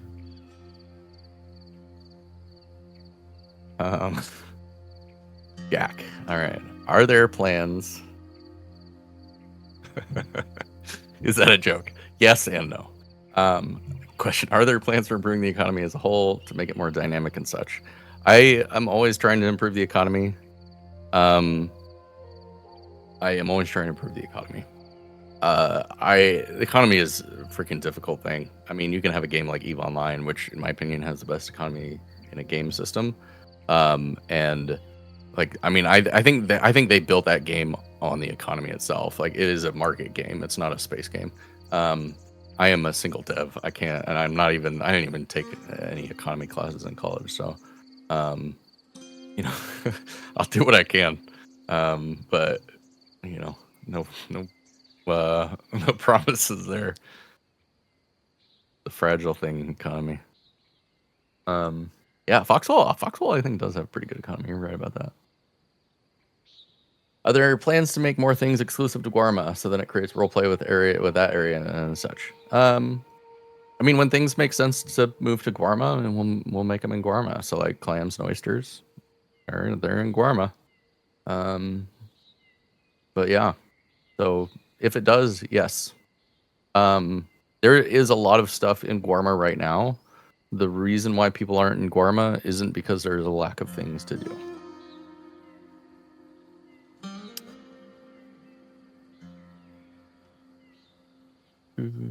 Yeah. Ash brings up a good point with the animations there too. Yeah. Question: oil, gold panning. These babies would be nice. Gold panning, yes. Oil, maybe. I like the kerosene. I really want to do something with the kerosene plant in the Heartlands. I don't know. And I'll talk about this. One of the things I want to do, or that is my goal to do, is essentially, and I talked to Techman about this like, was it a year ago at this point? But essentially, I'm trying to create like little like micro economies of places. So, Annisburg, you have coal, lumber, mining. There is a corn factory. There's a kerosene factory. There are some places around the world where there are like really cool business opportunities to create things. So at the corn factory, essentially, I want people to be able to take the corn that they are collecting at the farms and things like that. I want them to be able to make those deliveries from the farm to the corn factory. And then at the corn factory, there would be jobs that would allow you to essentially move sacks of corn around, do the things. And then the corn factory itself would produce a product, whether it's sprouted corn, whether it's dried corn, whether it's canned corn. You would have these different products coming out of the corn factory, and then you would have deliveries coming from the corn factory to places. So like you would do deliveries to the different general stores, or to different homesteads or ranches for like cattle feed and stuff like that. Like that's kind of my goal for some of that stuff, to have those like consumers and producers. So for instance, Braithwaite is a huge producer of grain, and I would love to make it so that in order for ranches to have hay bales to take and put in their paddocks and spread straw and things in the stalls, I want them to consume grain. And essentially then you would just need to create the transportation from Braithwaite to the ranches, and and then we just would keep track of those stocks. So that's something economy wise that I've been wanting to do. Yeah. But those kinds of things. That's kind of a wish. I am making progress on implementing some of these things a little bit easier. Done some work on making it so that prompts are easier to implement in areas, so that we can do kind of like your small factory work and then having those jobs and things like that. But tying it all together with an economy that would take a lot more too. So it's a pipe dream. It's something I've slowly been working towards over time, but it's it will take a long time to get to, I think, if we do. Follow up on drugs. Opium, question mark. Currently there's not opium. Question. Trumpets, question mark. I am slowly working on expanding the musical instruments. Banjos soon. For those that pay attention, there may have been a teaser on my metal.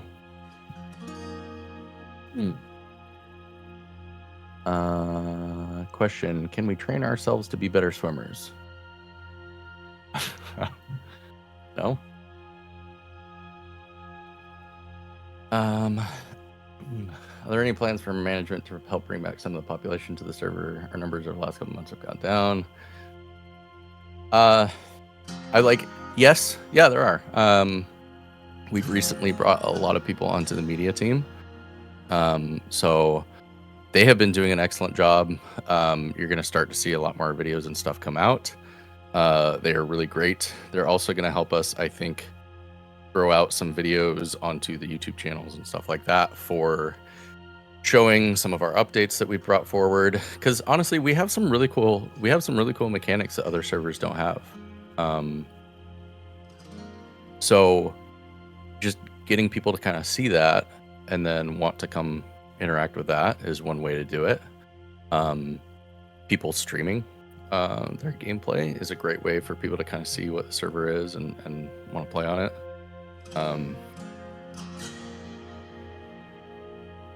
Yeah, things like this where we're trying to be kind of like transparent about what we're working on and share the things that we're excited about that are coming are a great way to keep people around, I guess. I don't know if you guys have ideas for like getting more people into the community. I'm all for it. A lot of that is on all of us to kind of like make a community that people want to stay in and work at. As a developer, I'm doing my part to add stuff to the server and fix bugs and things like that. But I can only do so much. I'll keep making stuff, whether there's 100 people, 300 people, or 20 people. That doesn't change how much time I have to work on stuff. So, yeah.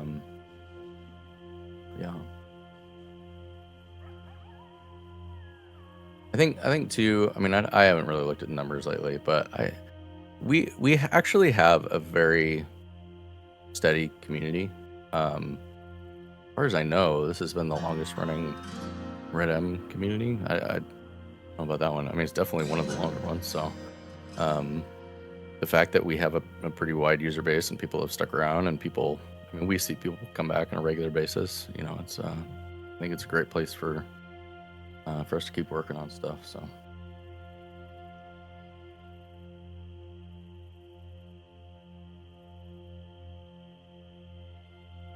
Yeah. We've also made some changes on the staff side, like trying to bring in more active people to staff and admin and managers.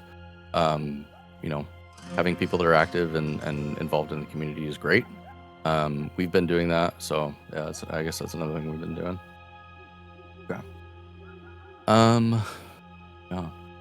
Are there ways to make your own bait from the crawdad fishing or digging up worms? Yeah. I think you can make crawdad bait out of the crawdads. I think you can just eat them straight up too. So, also, what fish is the best fish? Yeah, this is a pike question, isn't it? Probably a wet fish. All right.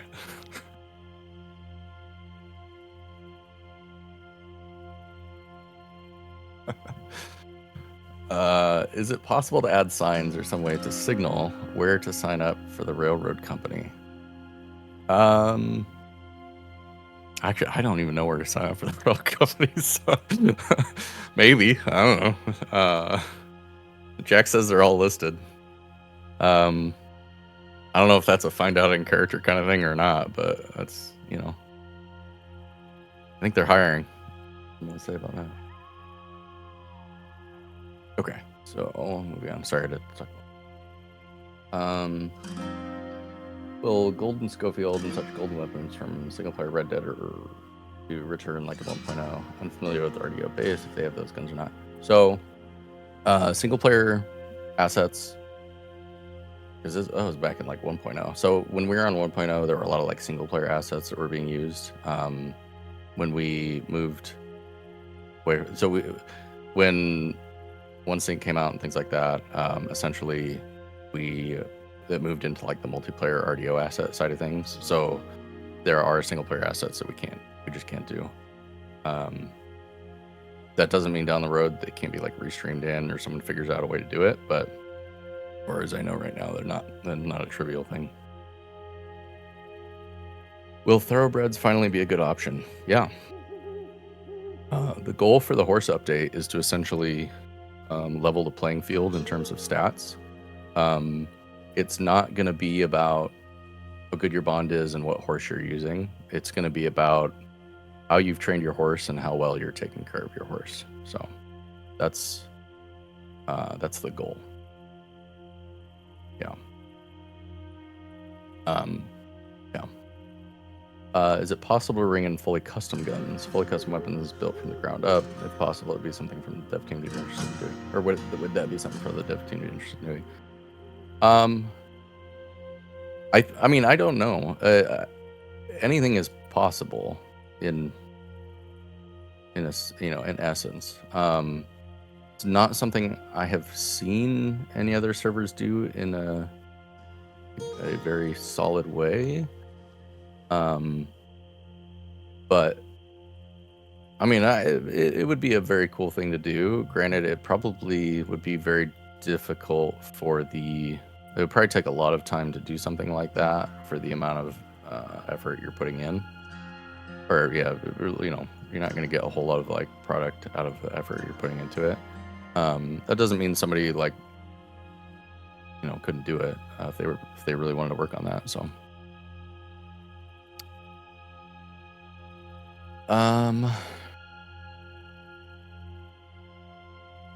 Dixie, is it possible to have some ranches be training grounds to add more RP elements for horse trainers?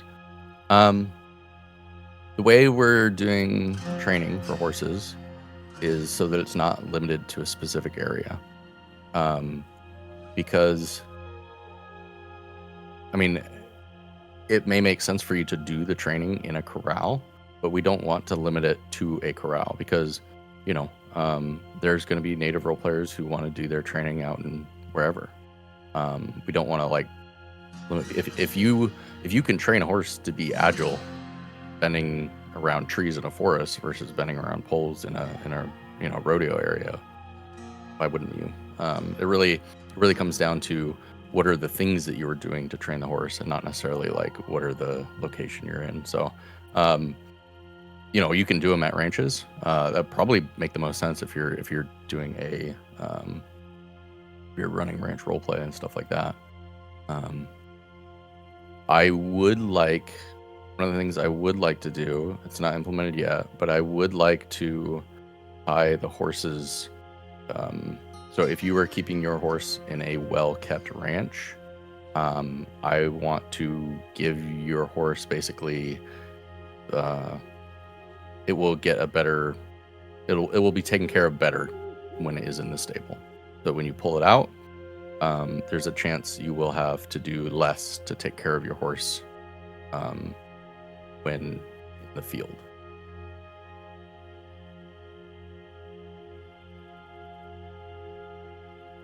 So if you are around a very good ranch and you're training horses and you're doing all your ranch chores, you know what? Maybe the horses train better. I don't know. We'll see. That actually is a possibility.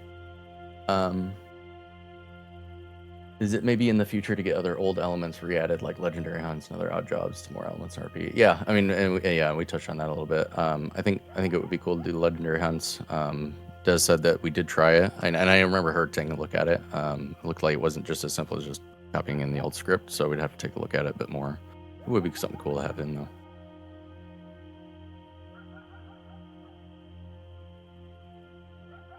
Just looking through the chat real quick.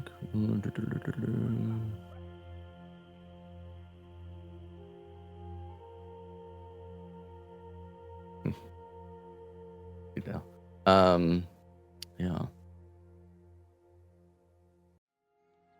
Question: are there any plans for implementing the use of armored wagons, etc., for the sheriff's department for situations that require it?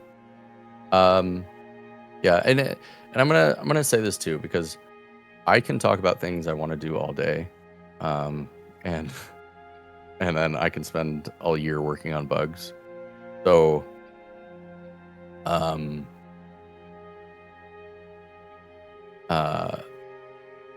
don't, and this is where the roadmap thing comes in, right? Don't get too excited by me saying, yeah, we can do that, because like it's something that I still have to take the time to implement, and I've got a laundry list, probably 2 years long. So, in the back of my head, I have so banks recharge their value over time. So this is something I don't know if people have figured out, but banks recharge their value over time. So if you don't rob a bank for a while, it will be more valuable. Don't know why gangs aren't fighting over banks. And what I would like to do is, instead of just having the bank auto recharge, I would like to have there be armored deliveries to the banks in order to recharge them. That's what I would like to do. I have not gotten there. It's not high on my priority list. And if we were to do that, we'd probably use the armored wagons and things like that. So I did see a question come in. Stable Chores, Ledger Decaying, real quick. Any plans on having them last a little longer? I'm definitely open to tweaking them. One thing you've got to realize is that ranch chores, if you get them to 100, decay quicker. The goal of a ranch is not to have it be perfect. I mean, unless you have a ranch with 20 ranch hands and you have nothing left to do every day, then do that. But for one person running a ranch, I would get your chores up to about 70, and then, take a break, and then tomorrow get them back up to 70, because they're going to, as the chores get lower in quality, decay slower. So not getting all the way up to 100 is actually takes less work. That being said, I'm always happy to look at tweaking the length of things that go down. But I've also got to take into account the fact that there are ranches that have ranch hands, and they will run out of stuff to do. And there are ranches that don't have a whole lot of people, and so I need them to be able to actually get some work done and not have it just disappear. The idea essentially being that if you're getting your ranch up to perfect, it'll come down pretty quick, but then slowly decay after that. So that for those ranches with big staff, they have something to do every day to get those stocks and stalls back up to 100. But for the small ranches, you can keep a ranch at 50 or 60 for a while without having to slave away every single day. Yeah, I mean, that's also why like Emerald and Pronghorn have like 2 different clipboards.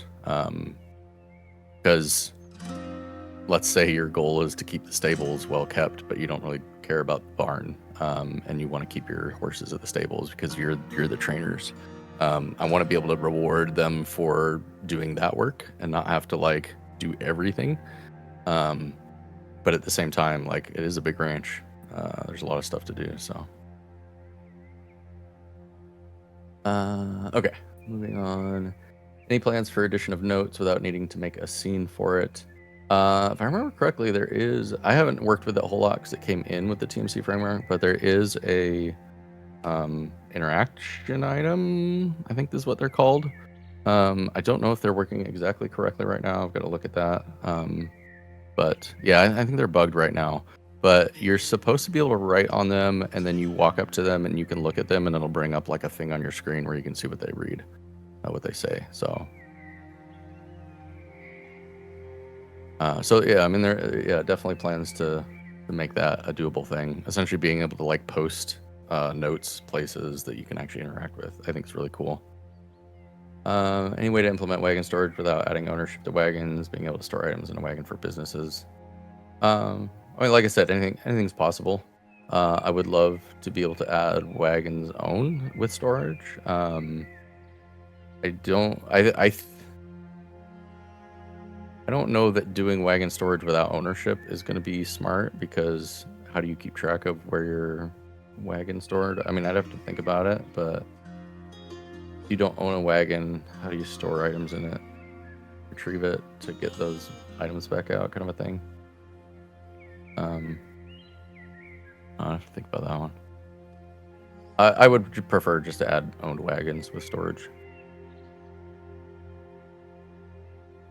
Any plans for further improvements to Colter or similar places such as Tumbleweed or Van Horn? I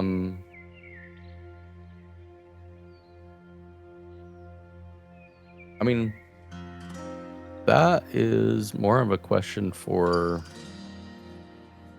Aaron or Des. I don't know. When are you going to hop in? I don't know that we have any like specific plans for specific areas right now, other than just like whatever they want to work on. Yeah, Des, if you want to talk about what was the question? Sorry. Are there any plans for further improvements to Colter or similar places such as Tumbleweed or Van Horn? I don't know if you've got anything in mind, but for Colter, I was gonna talk with Taryn and then also management to see about potentially cleaning up some of the broken buildings. Not like revamping the entire town like on some other servers with those little stupid placeable like buildings, but just like cleaning up the broken ones, and then furnishing it a little bit. But yeah. In terms of Van Horn, haven't thought about Van Horn, mostly because lore-wise it's supposed to be that run-down little criminal town, which is one of the reasons why I don't want to add a sheriff's office, because it's like Thieves. I feel like there should be different places in, state that doesn't have law.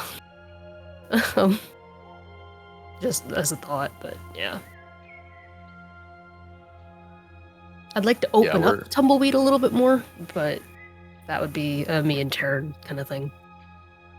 Limpany is also something people really want, but again, that'd be more of a discussion for management to see if that is something that you do want to consider. I personally would love to open up some of like the ranch houses just to decorate them. I enjoy decorating them, but that's also another slippery slope about ranches owning things and stuff like that. So that's yeah.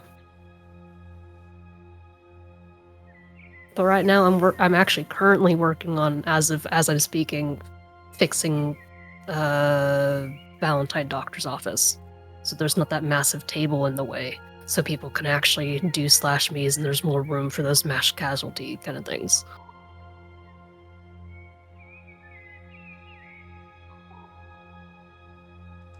Yeah, Van Horn's one of those places where like it's we like it being ratty. We want places for criminals to feel like they're at home. But yeah, Colter would be nice to clean up, just because there's not a whole lot up there. So what we want, we want to add roleplay up there. So yeah, that makes sense.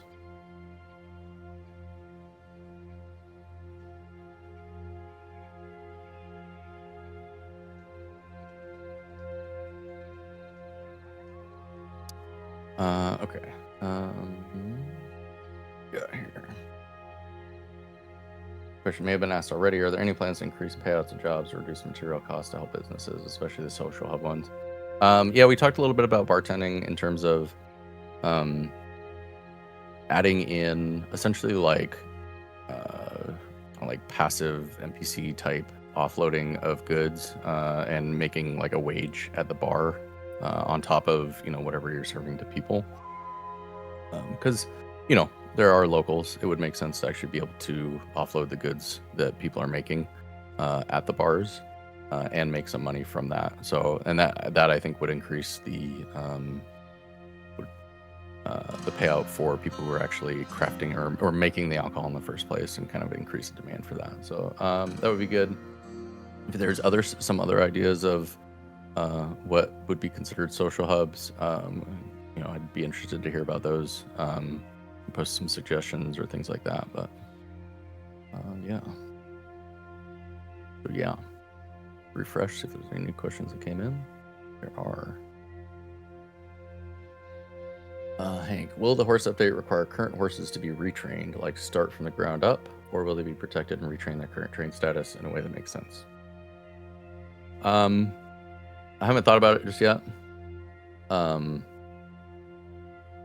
I would probably just kind of do a basic training across the board based on your bond, and kind of give you some basic training, but it wouldn't be maxed out kind of thing. So there probably would have to be some retraining for your current horses. But if they did have some bond already, I would probably boost up some of the existing stats that you have, at least on probably not the P-off, but at least on agility and skid and speed and stamina and stuff. Is there a possibility to also add more exotic clothing items such as Middle Eastern inspired items or Far Eastern? It really depends on what's currently in the Metapet assets. Like I've said before, anything is possible. So being able to stream in new assets is something that I haven't messed around with, but I mean, I know it's possible. They're doing clothing in 5M, so it's just a matter of the people doing the research, finding out how to do it, and then implementing it. And I know that sounds easy. It's not easy. It takes time. So yeah, I mean, it's possible, but it's also difficult. So yeah, there may be stuff in the MedPet assets that might fit that category. I don't know. Anyone who's played single player or looked around at what NPCs exist would probably know a little bit better than I do. We did have someone come through, and I almost got them on the dev team, and they had a bunch of 5M clothing experience, but I don't know what happened. I think they decided to move on to other things. Yeah. So I think we're at the end of the thread right now. Another question again.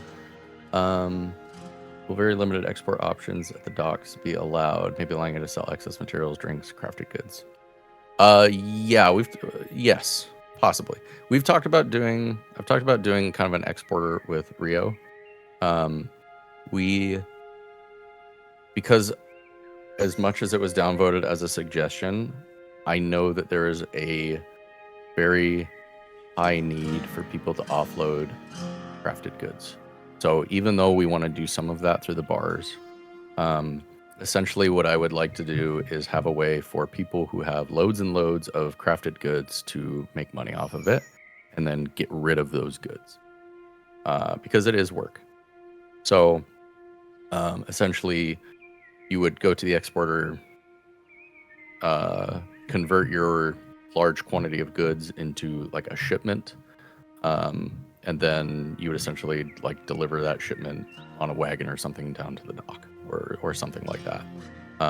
We haven't really gotten too far into it, but yeah, I know it's a problem. I know that there's a what do we call it? A glut, an alcohol glut or a bloat of goods. So yeah, be a great way for us to get rid of that stuff.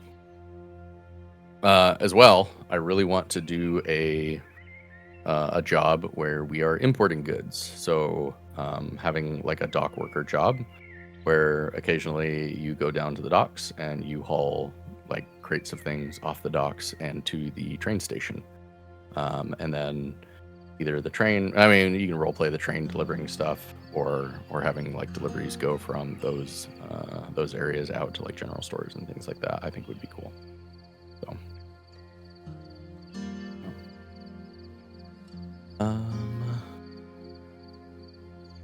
yeah, so I think at this point I'm gonna move away from the forum thread. So I see a couple more questions comes in. Those are the last ones I'm gonna answer, and then we can move on to a different stage of this thing.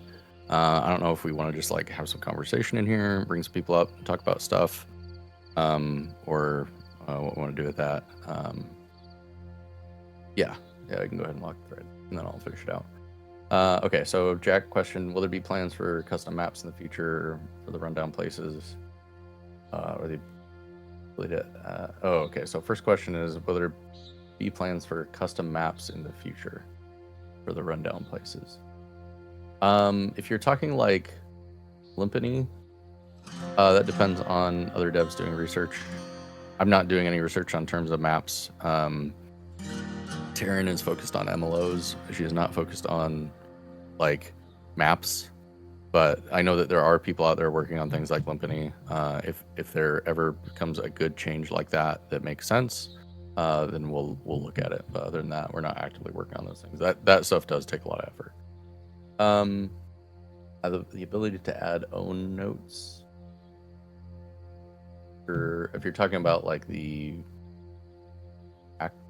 action or the interaction stuff.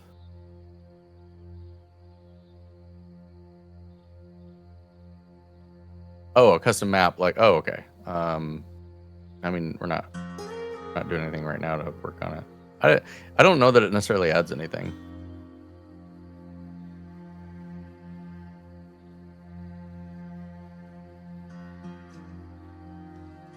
Yeah, I got better things to work on personally. And you're talking about adding your own notes to the map, like labeling Limpany on the map.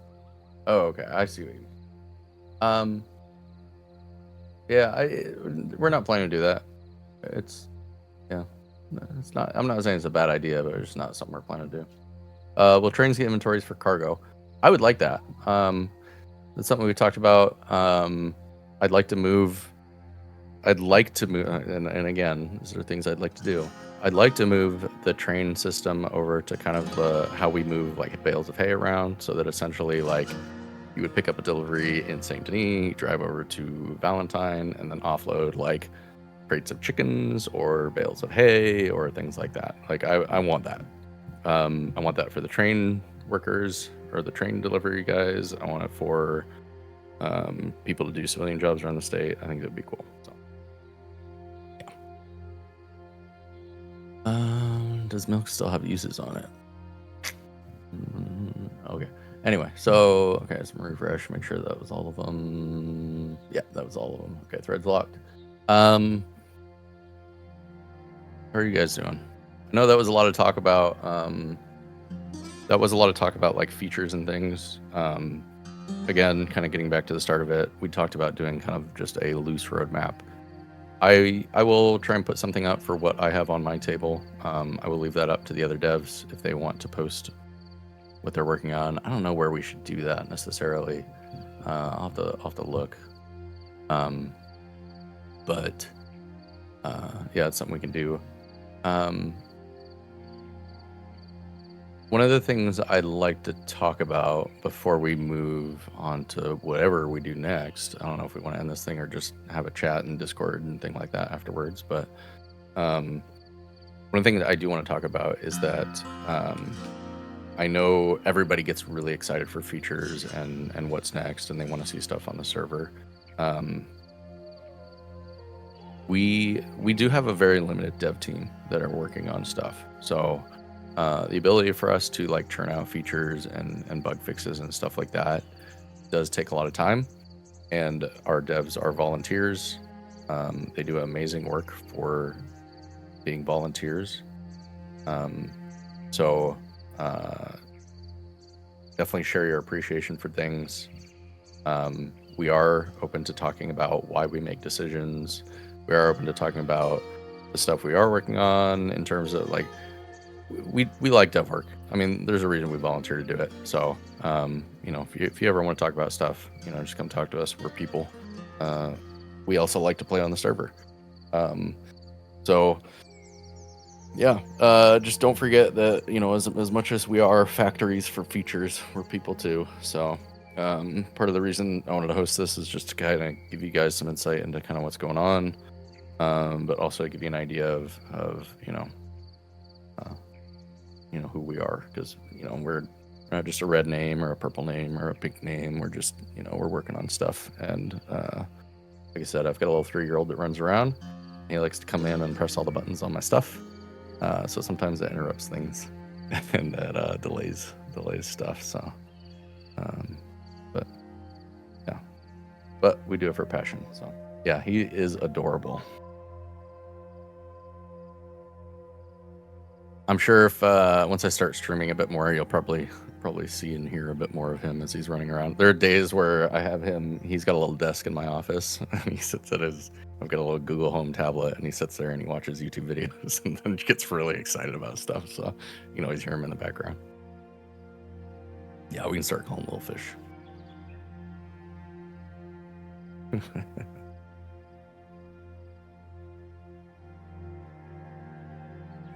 All right. Well, that's any other. Any other devs want to pop in and say anything, or got anything they want to share?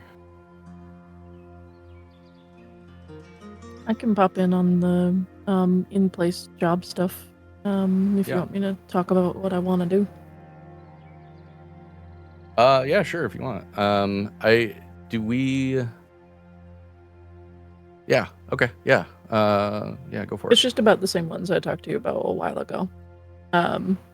Effectively, the goal for like in-place job shit that I'm intending to do is make it so that there are certain places that you can work while you're in a space to provide something for people to do when people haven't showed up. So like bars would have certain different activities that they could do within a bar space that would generate them income while they're not tending to a customer. The goal should still be most of your income comes from your roleplay with other players, but like I get it. As someone who runs a bar, sometimes you're sitting there by yourself for a little while. So having little things to do that would make sense for your character there is really important. And the same thing would go for like hotels and like different spaces and stuff like that that are places of business that your character doesn't necessarily own but would want to work in and provide roleplay to. So those are planned. I just have to get my head around the magnanimousness that is the ranching code or the like stable upkeep code, and then probably implement a system similar to that for these types of spaces. There will be a distillery coming to Van Horn because it needs to exist. It needs to be there. There's roleplay for it. So I'm going to put one in there to honor the RP of the people who've been working on that for a while now. And there will be another large recipe thing. I'm going to need every idea that everyone has, because we need about 3,000 uses for milk, while the exporter is in a place where I can't. I've hit a wall with where I can develop that, so I need more advanced help. I'm a baby dev. But those are the things that I'm kind of working on, and then helping Redfish with anything that he needs, and doing animation stuff. But that stuff's it's a perpetuity thing. That's most of the stuff that I'm on.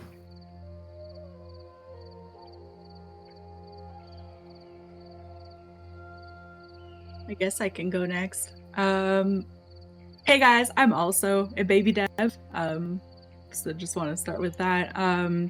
But right now I've been taking a lot of time off just because my job has gotten a lot busier, and I do a lot of coding for that. But in my time off, when I am working on dev stuff for the server, lately I've been working on the animation system that Dagger developed, and just adding some new animations.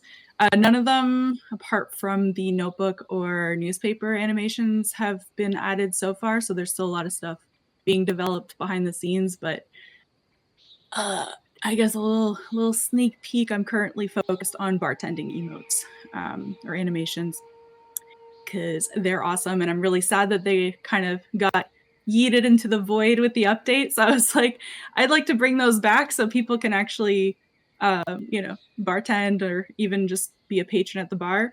But it's actually quite a bit of work to get animations implemented, and we're intending to add them to the X and a menu rather than the old way that they used to be, which I think they were text, like the command ones. I'm not sure, but this also gives us a bit more freedom with giving like male animations to female heads and vice versa.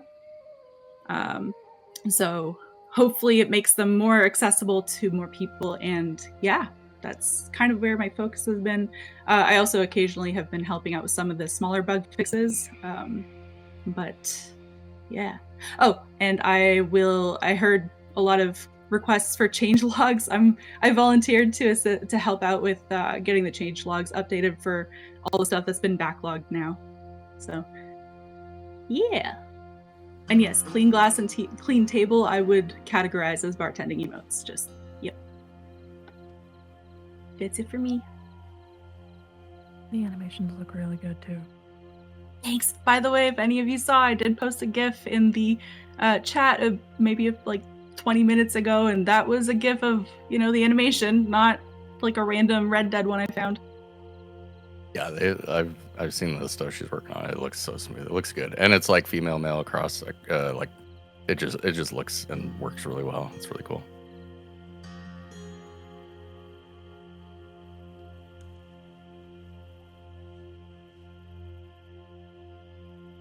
Yeah, I'm just working on finishing this doctor's office. There will be new fencing around the Emerald Graveyard, so people stop running their horses over graves. For the love of God, please stop. So that I'm adding other stuff as well. I also have a full-time job. I'm angling for a promotion, so my time to do things like new camps for people to claim is a little bit on the back burner. But I did recently add a few little spots. They're unclaimable spots. Some of you may have experienced them firsthand.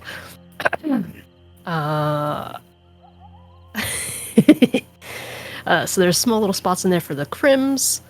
But if you guys have like ideas or locations of places that you think might be a good place for a camp that is not next to buildings and makes sense to have a camp there, open a ticket.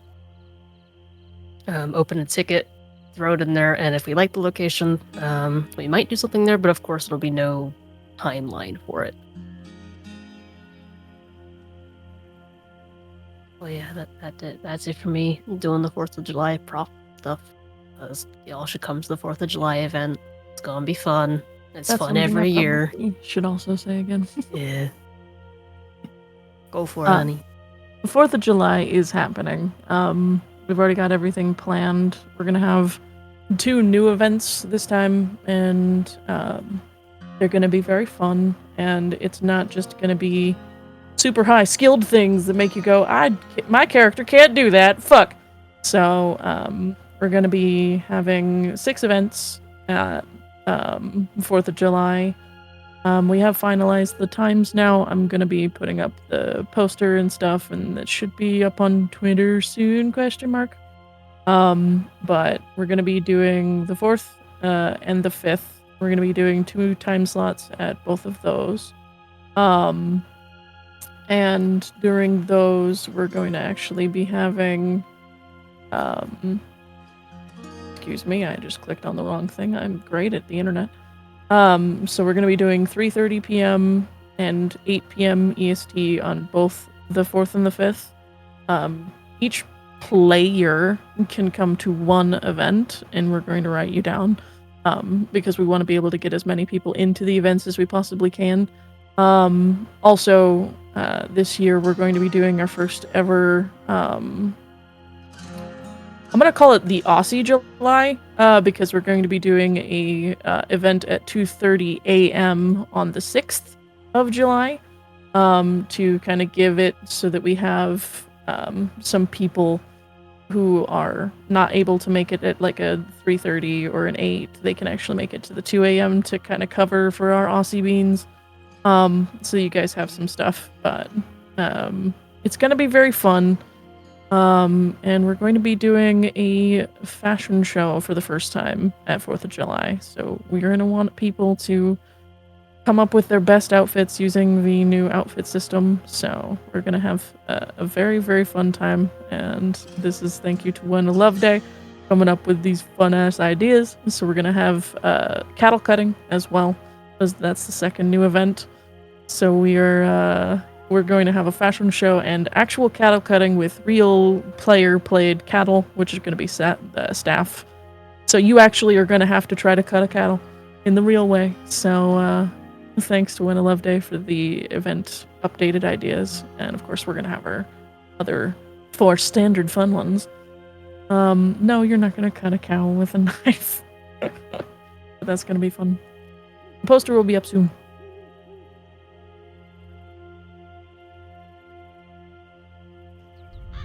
So I'm just gonna show some of the stuff we're working on, or some of the stuff I've been working on a little bit. So this is the animation dev kit I wrote, and show you kind of the cool stuff we can do with it. So this is applying a horse animation to a bull. So now you've got essentially a bucking bull. So this is one of the things that this is one of the things I'm really excited about. Because essentially what we could do is have bull riding. And not only that, but we can do these things and affect them in a way where the bull, like you pulling on the bull, will go certain ways, or you'll get dislodged or things like that. So that's something that would be really unique to our server. I don't know if I've ever seen any other server try and do bull riding in this way. I think there are a few out there who have done bull riding, but not like this. Definitely not like this. So essentially having the bull sit in a slot, and then you release it, you jump onto it, the slot opens, you come out, and then the bull goes to town, kind of a thing. I think would be a lot of fun for people. So there's some actual cowboy rodeos up in here. So there's some stuff like that that's going to make some cool changes. This is all new stuff that I've written for our other devs to be able to kind of go in and modify things, but it really gives us some cool ability to actually merge these animations together and blend them and build the scenarios and stuff that you do see. So building tools like this I've been working on, and while it's not necessarily like fixing a bug on the server, what it is doing is it's going to create ways for our other developers to actually bring you guys cooler things and stuff like that. So I'm really excited about this kind of stuff. It's going to be really cool. So yeah.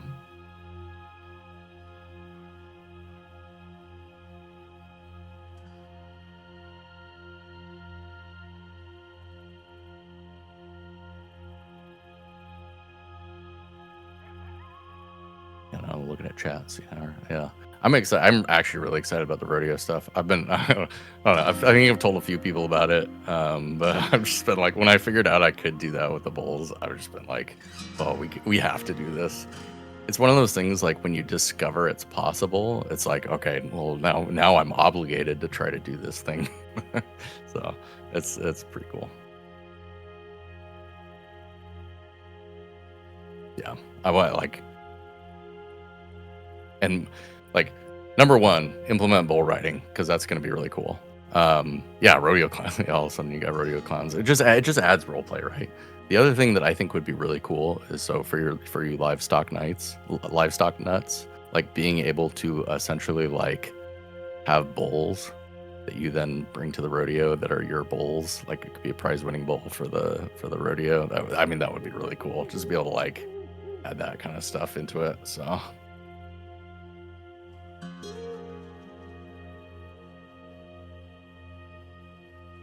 Yeah, I get really excited about that kind of stuff. Just adding in ways for you guys to actually have a role play. A simple mechanic like that, and being able to raise the bull. God, it just adds so much to people. But it takes a while to implement those kinds of things.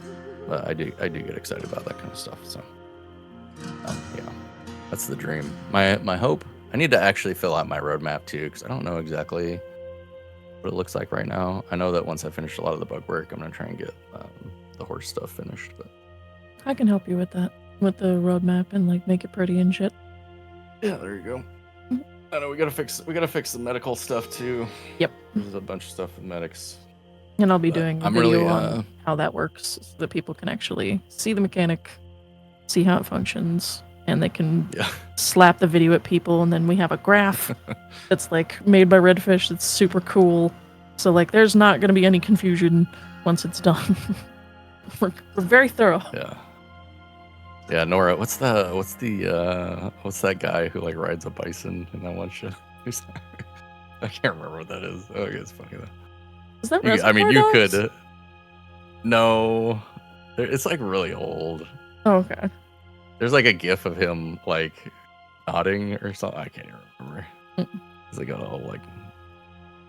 There is not a video on how the ranch chores work, but we have a media team that could probably put one of those together.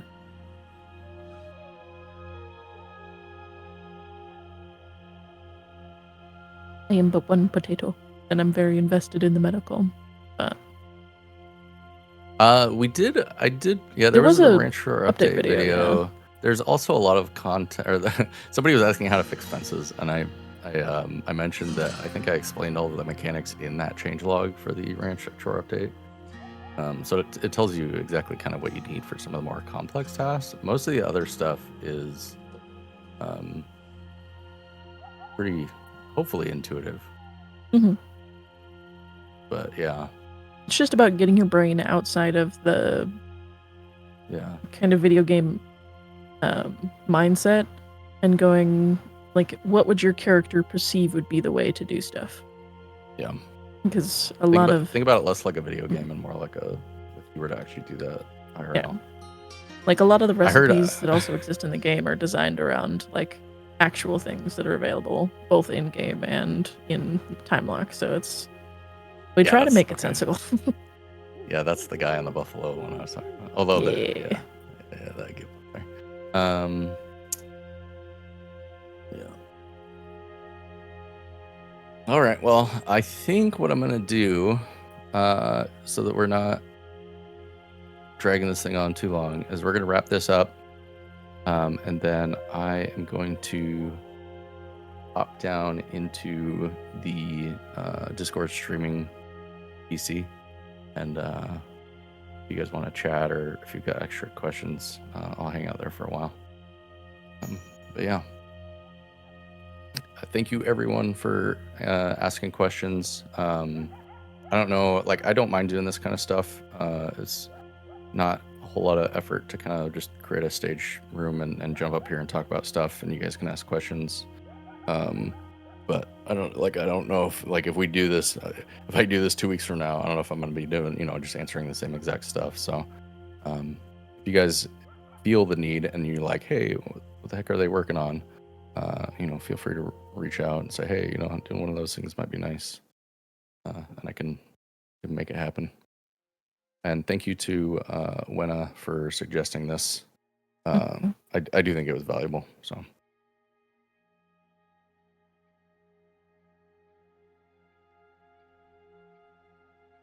All right. Thanks, everyone. I'm going to pop down and I'm going to close up this channel, delete it, and then we'll hop down into the other one.